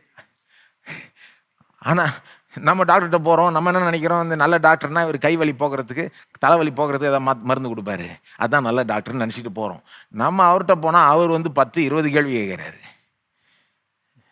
நல்லா சாப்பிட்டியா, தூங்குறியா, இது இது இது இது அப்போ நம்ம மனசில் என்ன ஓடிட்டு, என்ன டாக்டர் இவர், சும்மா தலைவலிக்கு ஒரு மருந்து கொடுத்து அனுப்ப வேண்டியது தானேன்னு சில நேரம் நம்ம நினைக்கிறோம். என்ன அட்மிட் பண்ண பார்க்குறாங்களோ, அட்மிட் பண்ணி பணம் சம்பாதிக்க இப்படி நம்ம மைண்ட் ஓடுது பாருங்க. நமக்கு என்னன்னா சின்ன ப்ராப்ளம் தானே இது, மேலோட்டம் எது, சும்மா ஒரு மருந்து கொடுத்து சரி பண்ண வேண்டியது தானே. ஆனால் அவங்க பாருங்க வருஷக்கணக்காக படிக்கிறாங்க, அவங்களுக்கு தெரியும் இதெல்லாம் மேலோட்டமான அறிகுறிகள் தான். இதுக்கு பின்னால காரணமா ஆழமான ஏதாவது ஒரு பிரச்சனை இருக்குதான்னு கண்டுபிடிக்கணும். வெறும் இதுக்கு மருந்து கொடுக்குறது தான் டாக்டர்கிட்ட போக தேவையில்லைங்க, நீங்களே தெரிஞ்சு வச்சுட்டு மருந்து சாப்பிட்டு போயிட்டே இருக்கலாம். ஆனால் இந்த ஆழமாக இருக்கிற பிரச்சனையை கண்டுபிடிக்கிறது தான் வருஷக்கணக்காக படிக்கிறாங்க அவங்க. அதை கண்டுபிடிச்சி அதை ட்ரீட் பண்ணலன்னா இந்த ப்ராப்ளம் திரும்ப திரும்ப வந்துக்கிட்டே இருக்கும், போக போக மோசமாக ஆகும். அப்படி தான் நடக்குது உலகத்தில். இன்றைக்கி மேலோட்டமான அறிகுறிகளை தான் அவங்க ட்ரீட் பண்ணுறாங்க. படிப்பு இல்லையா, படிப்பு கொடு. பசி பட்னியாக இருக்கானா, உணவு கொடு. எக்கானமி டவுனாக இருக்கா, கொஞ்சம் ஏதாவது பாலிசி கொண்டு வந்து அதை கொஞ்சம் பூஸ்ட் பண்ணி விடு. வேலை வாய்ப்பு இல்லையா, ஜனங்களுக்கு ஏதாவது உண்டு பண்ணி விடு. இதெல்லாம் ஓகே. ஆனால் இதெல்லாம் மேலோட்டமான அறிகுறிகள். இயேசு ஒருத்தர் தான் பாவத்திலிருந்து ரட்சித்து ஆழத்திலிருந்து நம்முடைய பிரச்சனைகளை தீர்த்து தருகிறார். அதனால தான் புதிய ஏற்பாடு அதை பெருசா ஃபோக்கஸ் பண்ணுது. மற்றது முக்கியம் இல்லைன்னு கிடையாது. இந்த வேற இயேசு சரி பண்றாரு, அது ரொம்ப முக்கியம். அதை பார்க்கணும் ஃபர்ஸ்ட்னு சொல்லுது புதிய ஏற்பாடு. பழைய ஏற்பாட்டுக்கு முரண்பாடா இல்லை, ஆனா பழைய ஏற்பாட்டு காலத்தில் நடக்காத ஒன்றை இயேசு செய்கிறார். இது வரைக்கும் யாரும் செய்யாததை இயேசு செய்கிறான்றதுனால தான் புதிய ஏற்பாடு அதை ஃபோக்கஸ் பண்ணுது. அப்போ என்னத்தை பற்றி சொல்லிட்டு இருக்கோம் நம்ம?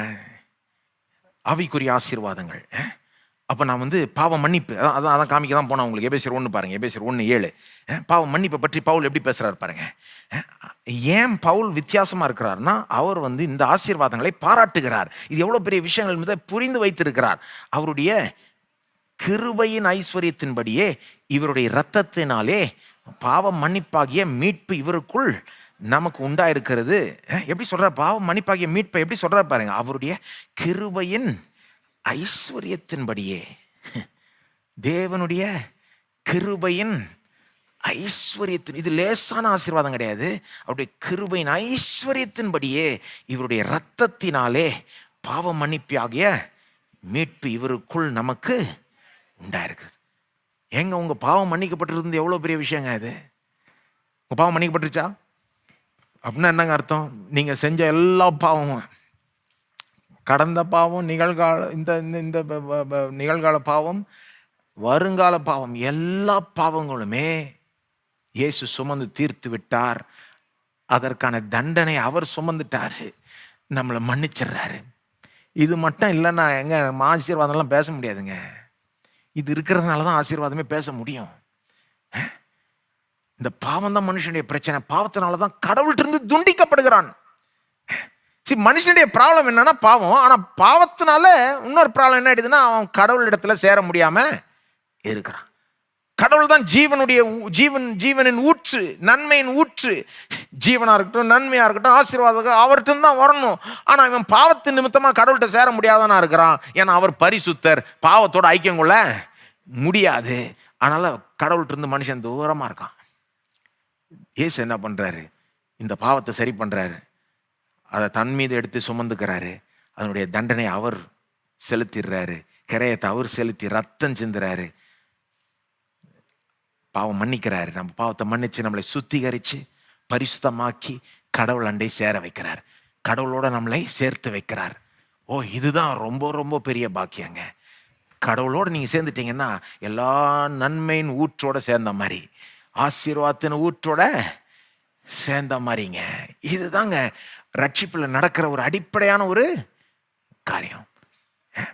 ரட்சிப்பில் என்ன நடக்குது? நம்ம இயேசுவை நம்புறோம். நம்பும் போது அவர் சிலுவையில் செய்த காரியங்கள் நமக்கு அப்ளை பண்ணப்படுது. அவர் நமக்காக சிலுவையில் பலியானார். பாவத்துக்கான கிரையத்தை அவர் செலுத்தினார். அது நிமித்தம் நம்ம பாவம் மன்னிக்கப்படுது, நம்ம சுத்திகரிக்கப்படுகிறோம். தேவனண்டை நெருங்கக்கூடியவர்களாய் நம்மளை ஆக்கி நம்மளை கிட்டி சேர வச்சு தேவனோட சேர்த்து வச்சிடுறாரு. இதை விட பெரிய பாக்கியம் இருக்கா? இதை விட பெரிய பாக்கியம் இருக்கா? இல்லை. பாவ மன்னிப்பு தேவனுடைய கிருபையின் ஐஸ்வர்யத்தின்படி நடக்கிற ஒரு காரியம். தேவனுடைய கிருபையின், அது ஒரு லேசான காரியம் கிடையாது, ஒரு சீப்பான காரியம் கிடையாதுங்க. பாவ மன்னிப்பு ஒரு சின்ன விஷயம். எனக்கு வேலை கிடைக்கிறது அதை விட பெரிய விஷயம் நினைக்க கூடாது. நினைச்சா ஏடா கூடமா நம்ம மைண்ட்ல யோசிச்சுக்கிட்டு இருக்கோம்னு அர்த்தம். நான் சொல்றேன், எது பெருசு? பாவம் மன்னிப்பு தான் பெருசு. பாவம் மன்னிக்கப்பட்டுச்சுன்னா வேலை கிடைக்கிறது ஒரு லேசான காரியங்க. வேலை இல்லாதது, சம்பாத்தியம் பத்தாதது, சரீரத்தில் சுகம் இல்லாததெல்லாம் ஏங்க நமக்கு அது பெருசா தெரியுது. உங்களுக்கு தெரியுமா? கடவுளுக்கு அதெல்லாம் லேசான ஒரு காரியம். கடவுளுக்கு பாவத்தை மன்னிக்கிறது தான் இன்னும் கஷ்டம். ஏன்னா அதுக்கு சொந்த குமாரனை அனுப்பிச்சு பலியிட செய்யணும். சரிங்களா? இயேசு ஒரு முறை ஒரு மனுஷனை, மார்க் 2ஆம் அதிகாரத்தில், நடக்க முடியாத மனுஷன், அவனை கூரையை கழட்டி 4 பேர் அவன் ஃப்ரெண்ட்ஸ் ஞாபகம் இருக்கா? ஞாபகம் இல்லையா உங்களுக்கு? தெரியுமா? இந்த சம்பவம் தெரியுமா? மார்க் 2ஆம் அதிகாரத்தை ஃபஸ்ட்டு 1ஆம் வசனத்துலேருந்து 12ஆம் வசனம் வாசித்தீங்கன்னா, இயேசு ஒரு வீட்டில் போதிச்சிட்டு இருக்காரு. அங்கே வந்து ஒரு நடக்க முடியாத ஒரு ஆளை அவன் 4 நண்பர்கள் ஒரு படுக்கையில் அவனை தூக்கிட்டு வராங்க. தூக்கிட்டு வந்தால் வீட்டுக்குள்ளே நுழையிறதுக்கு முடியல. ஏன்னா கூட்டம் அவ்வளோ அலை மோதுது அங்கே. டோரை திறக்க முடியாத அளவுக்கு கூட்டம். சரி, என்ன பண்ணுறாங்க, மேலே ரூஃப் மேலே ஏறி கூரையை கழட்டி அந்த பெட்டை இறக்குறாங்க. இயேசு அவங்க விசுவாசத்தை பார்த்து அசந்து போய் என்ன சொல்றாரு தெரியுமா? அந்த வெண்ட ஃபர்ஸ்ட், உன் பாவம் மன்னிக்கப்பட்டுருச்சுன்றாரு. ஆக்சுவலாக பொதுவாக அப்படி பண்ண மாட்டார் இயேசு. பொதுவாக வந்து அவனை சுகமாக்கி விடுவார் எடுத்த உடனே. ஆனால் அந்த ஒரு இடத்துல என்ன பண்ணுற, உன் பாவம் மன்னிக்கப்பட்டுருச்சுன்னு சொன்னோடனே அங்கே இருக்கிற மத தலைவர்கள், பரிசேயர்கள், இந்த சில மத தலைவர்கள் தான், யூத மதத்தில், அவங்க அதை கேட்டுட்டு எப்படி இவர் அப்படி சொல்லலாம்? பாவத்தை மன்னிக்கிறவர் கடவுள் ஒருத்தர் தான். கடவுளை தவிர வேற யாரும் பாவத்தெல்லாம் மன்னிக்க முடியாது. கரெக்டு தானே? கடவுள் தானேங்க பாவத்தை மன்னிக்க முடியும். அவங்க அப்படி தங்களுக்குள்ளே யோசித்து பேசிக்கிட்டு இருக்கப்போ இயேசு சொல்கிறாரு, நீங்கள் எனக்கு தெரியும் நீங்கள் இப்படி நினைக்கிறீங்கன்னு, பாவத்தை மன்னிக்கிறதுக்கு நான் யாருன்னு நீங்கள் நினைக்கிறீங்க. ஆகவே உங்களை பார்த்து நான் ஒரு கேள்வி கேட்க விரும்புகிறேன் அப்படின்றாரு. எது சுலபம்? பாவத்தை மன்னிக்கிறதா, உன் பாவம் மன்னிக்கப்பட்டதுன்னு சொல்கிறது சுலபமா, நீ எழுந்து நின்று நடன்னு சொல்கிறது சுலபமான்னு கேட்குறாரு. எது வாசித்து பாருங்க. எது சுலபம்? உன் பாவம் மன்னிக்கப்பட்டதுன்னு சொல்றது சுலபமா, அல்லது நீ எழுது நின்று நடன்னு சொல்றது சுலபமா? என்ன நினைக்கிறீங்க நீங்க? எது சுலபம்?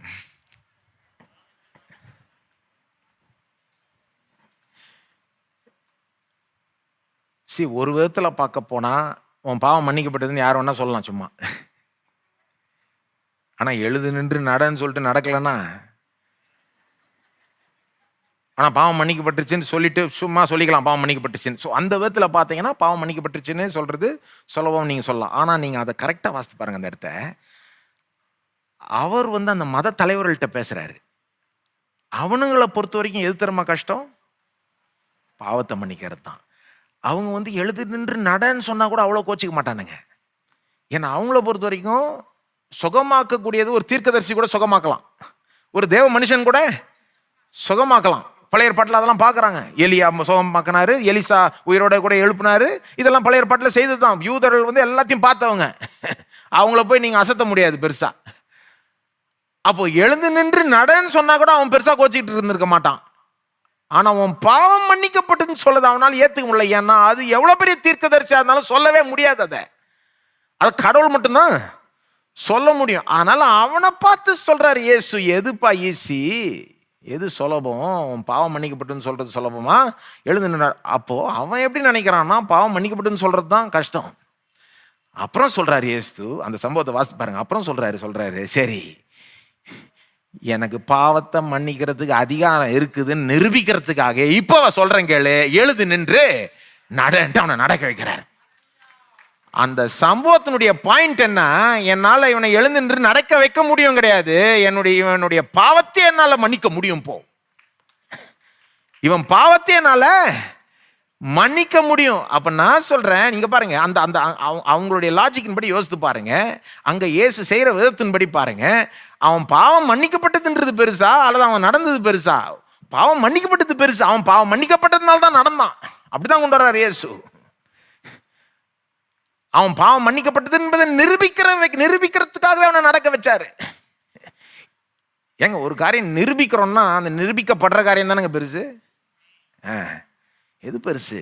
கரெக்டாக நம்ம திங்கிங் இருக்கணும்.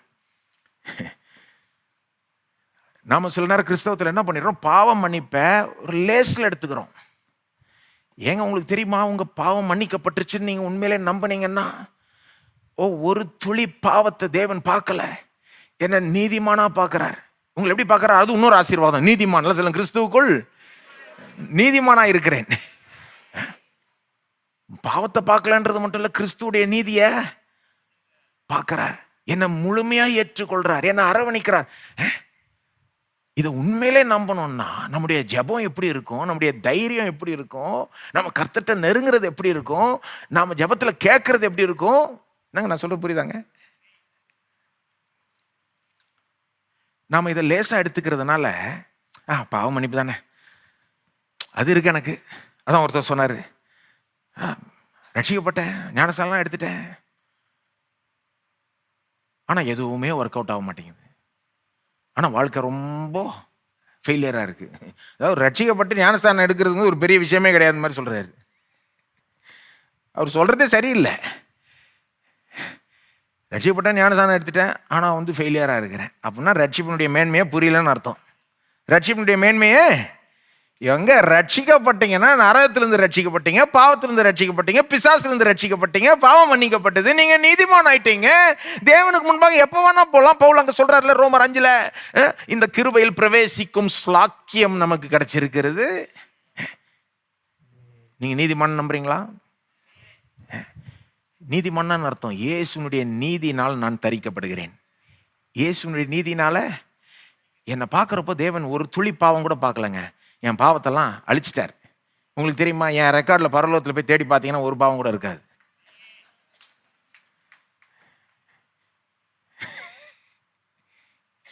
ஏன்னா ஒரு பாவம் இருந்தால் கூட நான் தொலைஞ்சேன். ஒரு பாவம் இருந்தால் கூட ரத்தத்தினாலே கழுவப்பட்டேன், சுத்திகரிக்கப்பட்டேன். நான் பாவம் செய்யலன்னு கிடையாது, நான் பாவம் செஞ்சிருக்கிறேன். கிறிஸ்துவுக்குள் என்னை சுத்திகரிச்சிடுறாரு, என்னை மன்னிக்கிறாரு, என்னை நீதிமானாய் ஆக்குறாரு. கிறிஸ்துவனுடைய நீதியை கொண்டு என்ன தரிக்கிறாரு, என்னை போத்தி விடுகிறாரு. இப்போ என்ன பார்க்குறப்போ என்ன பார்க்கல, அவர் கிறிஸ்துவை பார்க்குறாரு. கிறிஸ்துவுக்குள் என்ன பார்க்குறாரு, தகுதி உள்ளவனா பார்க்குறாரு.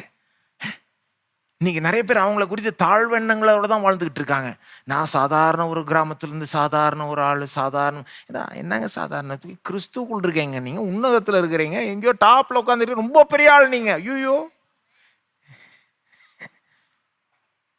ரொம்ப பெரிய ஆளுங்க நீங்கள் கிறிஸ்துவுக்குள்ள. ஆவிக்குரிய மண்டலத்தில் உங்களை கண்டு பிசாசு நடுங்குவான் தெரியுமா உங்களுக்கு? உங்களுக்கு பெரிய அதிகாரம் கொடுக்கப்பட்டிருக்கு. அப்போ அந்த தாழ்வு எண்ணங்கள், அந்த ஒரு எனக்கு ஒன்றும் இல்லை, நான் யாரும் இல்லை இப்படி நினைக்காதனால தான் முன்னேற முடியல நிறைய பேருக்கு. ஏன்னா அவங்களுக்கு கொடுக்கப்பட்டது அவங்களுக்கு தெரியல. நீதிமான்களாக இருக்கிறோம் நாம.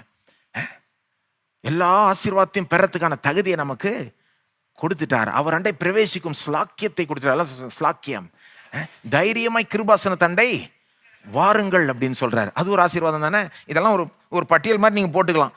பெரிய பெரிய ஆபத்திலிருந்து ரட்சிக்கப்பட்டோம், பாவம் மன்னிக்கப்பட்டது, சுத்திகரிக்கப்பட்டோம், நீதிமான்களாக்கப்பட்டோம். எல்லாத்துக்கும் வசனம் கொடுத்துருந்தா நேரம் போயிட்டே இருக்கும். நீதிமான்களாக்கப்பட்டோம் ரோமர் 5:1, ரோமர் 5:9 எழுதிக்கலாம் நீங்கள். 2 கொரிந்தியர் 5:21 அது நீதிமான்களாக்கப்பட்டோன்றது சொல்லுது. இப்போ என்ன சொன்னோம், நமக்கு தேவனண்டை பிரவேசிக்கும் ஒரு, அல்லது ரோமர் 5 போங்க, அந்த ரோமர் 5 போங்க. அங்கே போனால் எல்லாமே அப்படியே 2, 3 அப்படியே ஒன்றா சேர்த்து வரும் பாருங்க.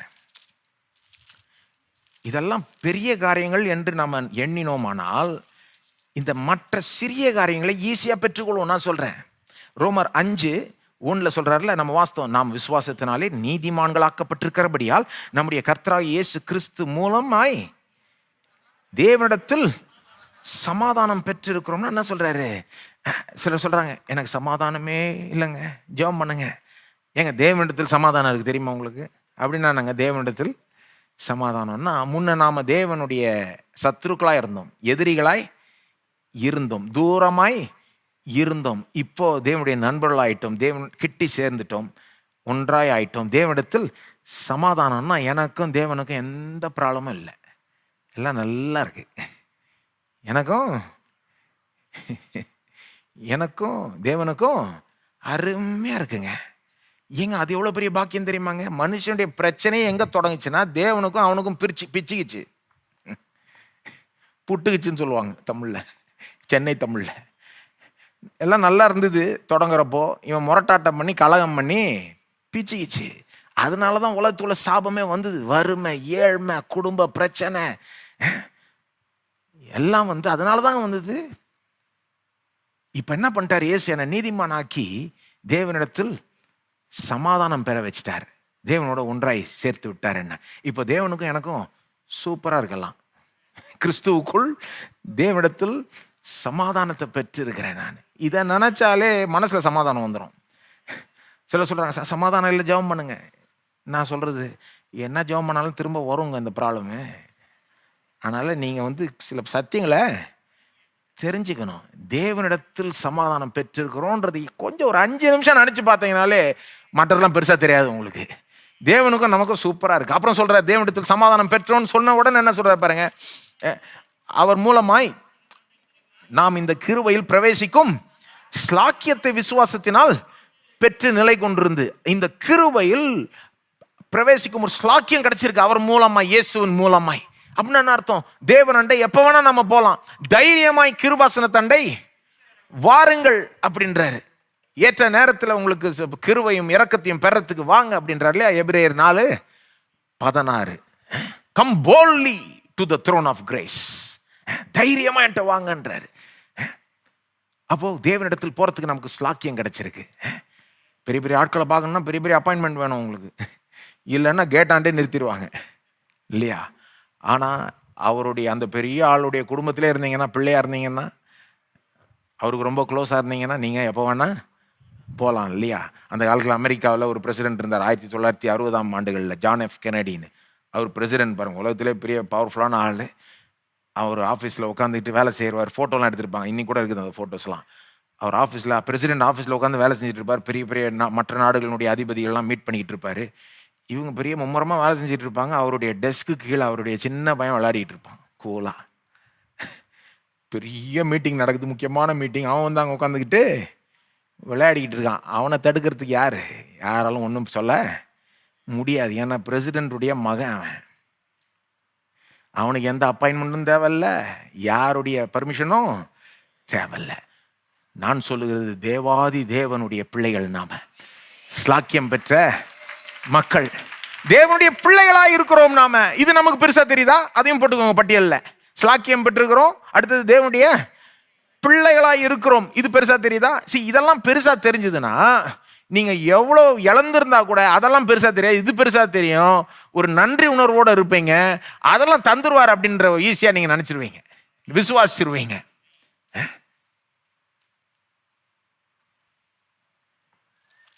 ஒன்னு யோவான் பாருங்க. 1 யோவான், தேவனுடைய பிள்ளைகள் என்ற அந்த காரியம் நமக்கு ரொம்ப பெருசா தெரியணும் பாருங்க. அதுல மேன்மை பாராட்ட வேண்டும். 1 யோவான் 3:1, நாம் தேவனுடைய பிள்ளைகள் என்று அழைக்கப்படுவதினாலே பிதாவானவர் நமக்கு பாராட்டின அன்பு எவ்வளவு பெரிதென்று பாருங்கள். எப்படி சொல்றாரு பாருங்க. இவங்கெல்லாம் பாருங்க, அது ரொம்ப பாராட்டுறாங்க, அது ரொம்ப பெருசுப்படுத்துறாங்க. நாம் தேவனுடைய பிள்ளைகள் என்று அழைக்கப்படுவதினாலே பிதாவானவர் நமக்கு பாராட்டின அன்பு எவ்வளவு பெரிதென்று பாருங்கள். உலகம் அவரை அறியாததினாலே நம்மையும் அறிவு. உலகத்தின் பார்வையில் நம்ம நமக்கு நம்ம பெருசாக ஒன்றும் கிடைக்காத போல அவங்க நினச்சிக்கிட்டு இருக்கலாம். நம்ம ஓட்டாண்டின்னு அவங்க நினச்சிக்கிட்டு இருக்கலாம். நம்மகிட்ட என்ன இருக்குன்னு அவங்க நினச்சிட்டு இருக்கலாம். ஆனால் நாம் அப்படி நினைக்கக்கூடாது. எவ்வளோ அன்பை தேவன் நம்ம இடத்தில் பாராட்டி இருக்கிறார். நம்முடைய பிள்ளைகளை ஆக்கி விட்டார், பிள்ளைகள் என்று அழைக்கிறார். இதை காட்டிலும் ஒரு பாக்கியம் இருக்குதா? என்கிட்ட எப்போ வேணா நீ வா, என்ன வேணா கேள், இயேசுவின் நாமத்தில் கேள், நான் உனக்கு தருகிறேன் அப்படின்றாரு. இதை விட பெரிய பாக்கியம் இருக்காங்க? இதெல்லாம் பட்டியல் போட்டுக்கோங்க. ஒருவேளை பூமிக்குரிய ஆசீர்வாதங்கள் இன்றைக்கு உங்களுக்கு பெருசா இல்லைன்னா கூட நீங்க ஒரு விசுவாசியா இருந்தீங்கன்னா இதெல்லாம் இருக்குதா இல்லையா? பூமிக்குரிய ஆசீர்வாதங்களை தேவன் வாக்கு கொடுத்துட்டாரு, அதுவும் இருக்குது, இன்னும் வரல கையில. ஆனா இதெல்லாம் ஏற்கனவே உங்க கையிலே இருக்கு பாருங்க. இதெல்லாம்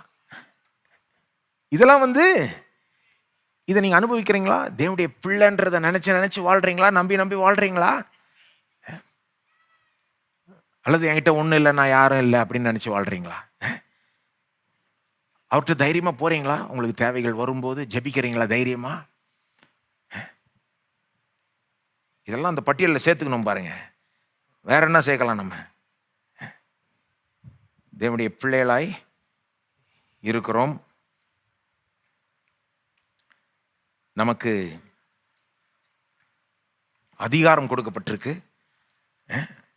அதிகாரம், கிறிஸ்துவுக்குள் உன்னதங்களிலே நம்மளை உட்கார வச்சிருக்கிறார் அப்படின்னு அதிகாரம் இருக்கு நமக்கு. நம்ம வார்த்தைக்கு அதிகாரம் இருக்கு. நம்ம ஒரு காரியத்தை சொன்னா அது நடக்கும். வார்த்தையில வல்லமை வச்சுட்டார். நம்முடைய வாயின் வார்த்தையிலையும் வல்லமை வச்சுட்டார். நாம அறிக்கையிட்டா ஒரு காரியம் நடக்கும். ஒருவேளை சில பூமிக்குரிய ஆசீர்வாதங்கள் என் கையில் இல்லாமல் இருக்கலாம், ஆனா என் வாயின் வார்த்தையில அதிகாரத்தை தேவன் வச்சுட்டாரு. அப்ப நான் சொன்னால் சொன்னபடியே ஆகும்.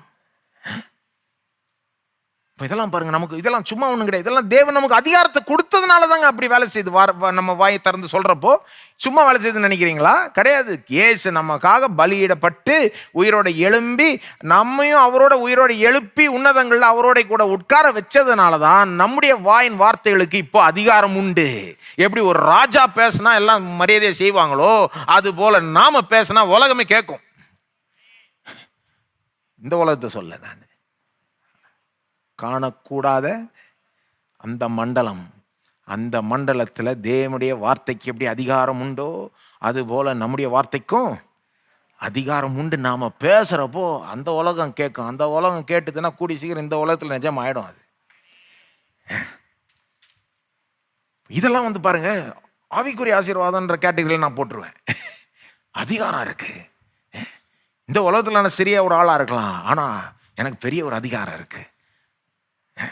ஆவிக்குரிய அதிகாரம் இருக்கு, வல்லமை இருக்கு. ஆவியானவர் நமக்குள்ளாக இருக்கிறாரு. பரிசுத்த ஆவியானவர் நமக்குள்ளாக வசிக்கிறது, அது எவ்வளோ பெரிய பாக்கியங்க. எத்தனை பேருக்குள்ளாக ஆவியானவர் இருக்கிறார்? ஆவியானவர் இல்லைன்னா நம்ம விசுவாசியே இல்லைன்னு சொல்லுது வேதம். ரோமர் 8:9. கிறிஸ்துவின் ஆவி இல்லைன்னா அவர்கள் கிறிஸ்துவுக்கு சொந்தமானவர்களே கிடையாது. அப்போ ஒவ்வொரு உண்மையான கிறிஸ்தவனும் கிறிஸ்துவோட இணைக்கப்பட்டவனும் அவனுக்குள்ளாக ஆவியானவர், பரிசுத்த ஆவியானவர் வசிக்கிறார். அதையும் தாண்டி நம்மை நிரப்புகிறார்.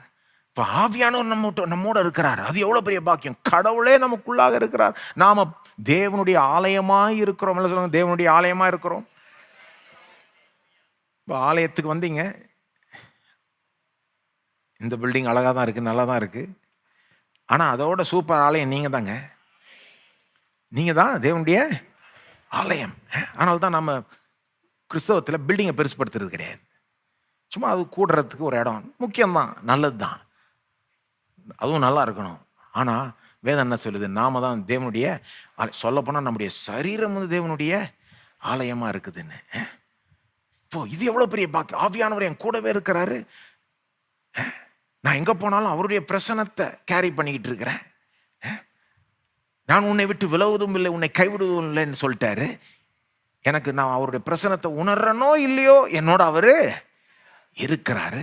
இதெல்லாம் பெருசாக நினைக்கிறீங்களா இல்லையா? நீங்கள் இதெல்லாம் பட்டியல் போட்டுக்கோங்க பாருங்க. குறிப்பாக மற்றதெல்லாம் உங்களுக்கு சாதகமாக நடக்கலைன்னா நான் சொல்ல விரும்புகிறேன், என்ன இதெல்லாம் வந்து இருக்குது உங்கள்கிட்ட, இதை பெருசுப்படுத்துங்க, இதற்காக நன்றி சொல்லுங்க, இதற்காக தேவனை ஸ்தோத்திரியுங்கள்.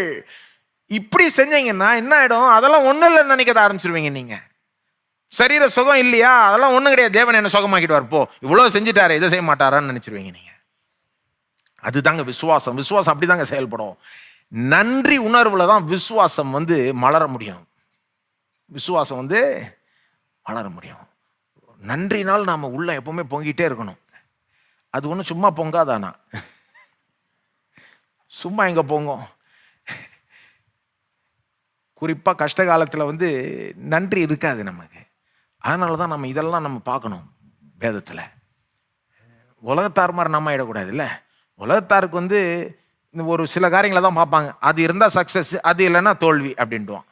பேங்க்கில் பணம் இருக்கா, ஹெல்த் இருக்குதா, சுகம் இருக்குதா, குடும்பம் ஏதோ டீசெண்டாக இருக்குதா, அவ்வளோதான் அப்படின்னா சக்ஸஸ். இல்லையா போ நீ தோல்வி.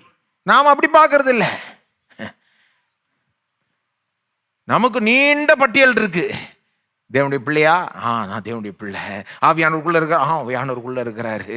எனக்கு அதிகாரம் இருக்கு. அதிகாரம் இருக்கு. டாப்ல இருக்கிறேன் நான், உன்னதத்தில் அவரோட உட்கார்ந்துக்கிட்டு இருக்கிறேன். எனக்கு வல்லமை இருக்கு. ஆவியானவர் என்னை நிரப்புகிறார். பாவம் மன்னிக்கப்பட்டுச்சு, நீதிமான் ஆக்கப்பட்டேன். நான் போக போக இயேசுவை போல ஆயிட்டு வரேன், பரிசுத்தத்தில் வளர்ந்து கொண்டு வரேன். அதுவும் இன்னொரு பாக்கியம் பட்டியலில் சேர்த்துக்கோங்க. இயேசுவை போல தேவன் உங்களை மாற்றிக்கொண்டே வருகிறார். நம்புறீங்களாங்க? இதெல்லாம் ஒவ்வொன்றுத்துக்கும் வசனம் காமிக்கிறோமா? நான் ரோமர் 8:29 பாருங்க. நம்ம சீக்கிரத்தில் முடிக்க வேண்டும் இந்த செஷனை. பிறகு நம்ம நாளைக்கு தொடருவோம். நான் இதை ஒன்று காரியங்களை காமிச்சிடுறேன். ரோமர் 8:29.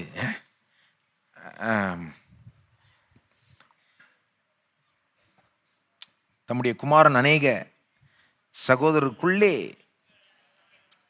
முதற் பேரானவராய் இருக்கும் பொருட்டு தேவன் எவர்களை முன் அறிந்தாரோ அவர்களை தமது குமாரனுடைய சாயலுக்கு ஒப்பாய் இருப்பதற்கு முன் குறித்திருக்கிறார். தம்முடைய குமாரன் சாயலுக்கு ஒப்பாய் இருக்கும்படி உங்களை முன்னாகவே குறிச்சிட்டாராம், முன்னாகவே தீர்மானம் பண்ணிட்டாராம். நீங்க குமாரனை போல இருப்பீங்க, இயேசுவை போல ஒரு நாள் ஆக்கி விட்டுருவாரு. அந்த ஒரு பயணத்தில் போயிட்டு இருக்கீங்களா? போக போக இயேசுவை போல மாறுறீங்களா? உங்க நடத்தையில், உங்க குணத்தில், உங்க பண்புகளில் இயேசுவை போல ஆயிட்டு வரீங்களா?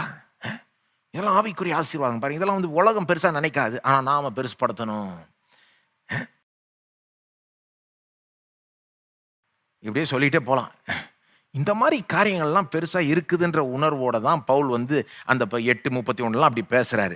தேவன் நம்முடைய பட்சத்தில் இருந்தால் நமக்கு விரோதமாய் இருப்பவன். அப்புறம் அந்த 32 சொல்றாரு, தம்முடைய சொந்த குமாரனை பாராமல் நம்ம எல்லாருக்காகவும் அவரை ஒப்பு கொடுத்தவர், அவரோட கூட மற்ற எல்லாவற்றையும் நமக்கு அருளாதிருப்பது என்ன சொல்றாரு? இதெல்லாம் குமாரன் அனுப்பிச்சதுனால தான் உண்டாச்சு. நமக்கு எப்படி பாவம் மன்னிக்கப்பட்டுச்சு? குமாரன் வந்தார். எப்படி நாம் நீதிமானும்? குமாரன் வந்தார். எப்படி இதெல்லாம் நமக்கு நம்ம பிள்ளைகள் ஆனோம்னா இயேசுனால தான். அப்ப இயேசுனால இவ்வளோத்தையும் செஞ்சிருக்காரு. இயேசுவே அனுப்பி நமக்காக பலியிட செஞ்சுட்டாருன்னா மற்றதெல்லாம் கொடுக்க மாட்டாரா? எப்படி நினைக்கிறார் பாருங்க. இல்லாதெல்லாம் ஒரு பெரிய விஷயமே கிடையாது. இயேசுவே கொடுத்துட்டார். தேவன் நமக்காக கொடுத்தார். நமக்கு ஒரு வேலையை கொடுக்கறது அவருக்கு ஒரு பெரிய விஷயமா? சம்பாத்தியத்தில் உயர்வை கொடுக்கறது ஒரு பெரிய விஷயமா? அதெல்லாம் பெரிய விஷயங்களே கிடையாது. ஏன் பெரிய விஷயமா இருக்குதுன்னா, ஏன் நமக்கு சில நேரம் அதுக்கு அவ்வளோ ஈஸியாக கிடைக்க மாட்டேங்குதுன்னா, நம்ம அதை தான் பெருசாக நினச்சிக்கிட்டு இருக்கோம். அதை தான் பெருசு, எதை பெருசாக நினைக்கணுமோ அதை பெருசாக நினைச்சா சிறுசு ஈஸியாக கிடைச்சிரும்.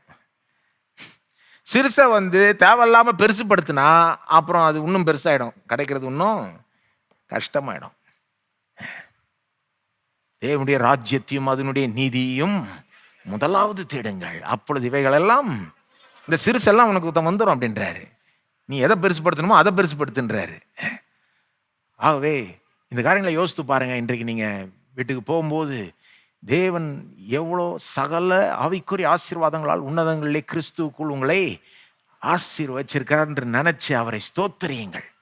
அவரை ஸ்தோத்திரியுங்கள். எவ்வளோ கொட்டி கிடக்குது நம்மகிட்ட. அதை உணர்ந்து வாழ்ந்தோம்னாலே வேற லெவல் போயிடுவோம். நம்ம ஒன்றும் இல்லாத மாதிரி சில நேரம் வாழ்ந்துக்கிட்டு இருக்கிறோம். ஆனால் உண்மை என்னன்னா நம்மகிட்ட கொட்டி கிடக்குது. கிறிஸ்துவுக்குள் எல்லாம் சொல்லுங்க, கிறிஸ்துவுக்குள் ஆவிக்குரிய சகல ஆசீர்வாதங்களால் தேவன் நம்மை ஆசீர்வதித்துட்டார். ஆமென். God bless you.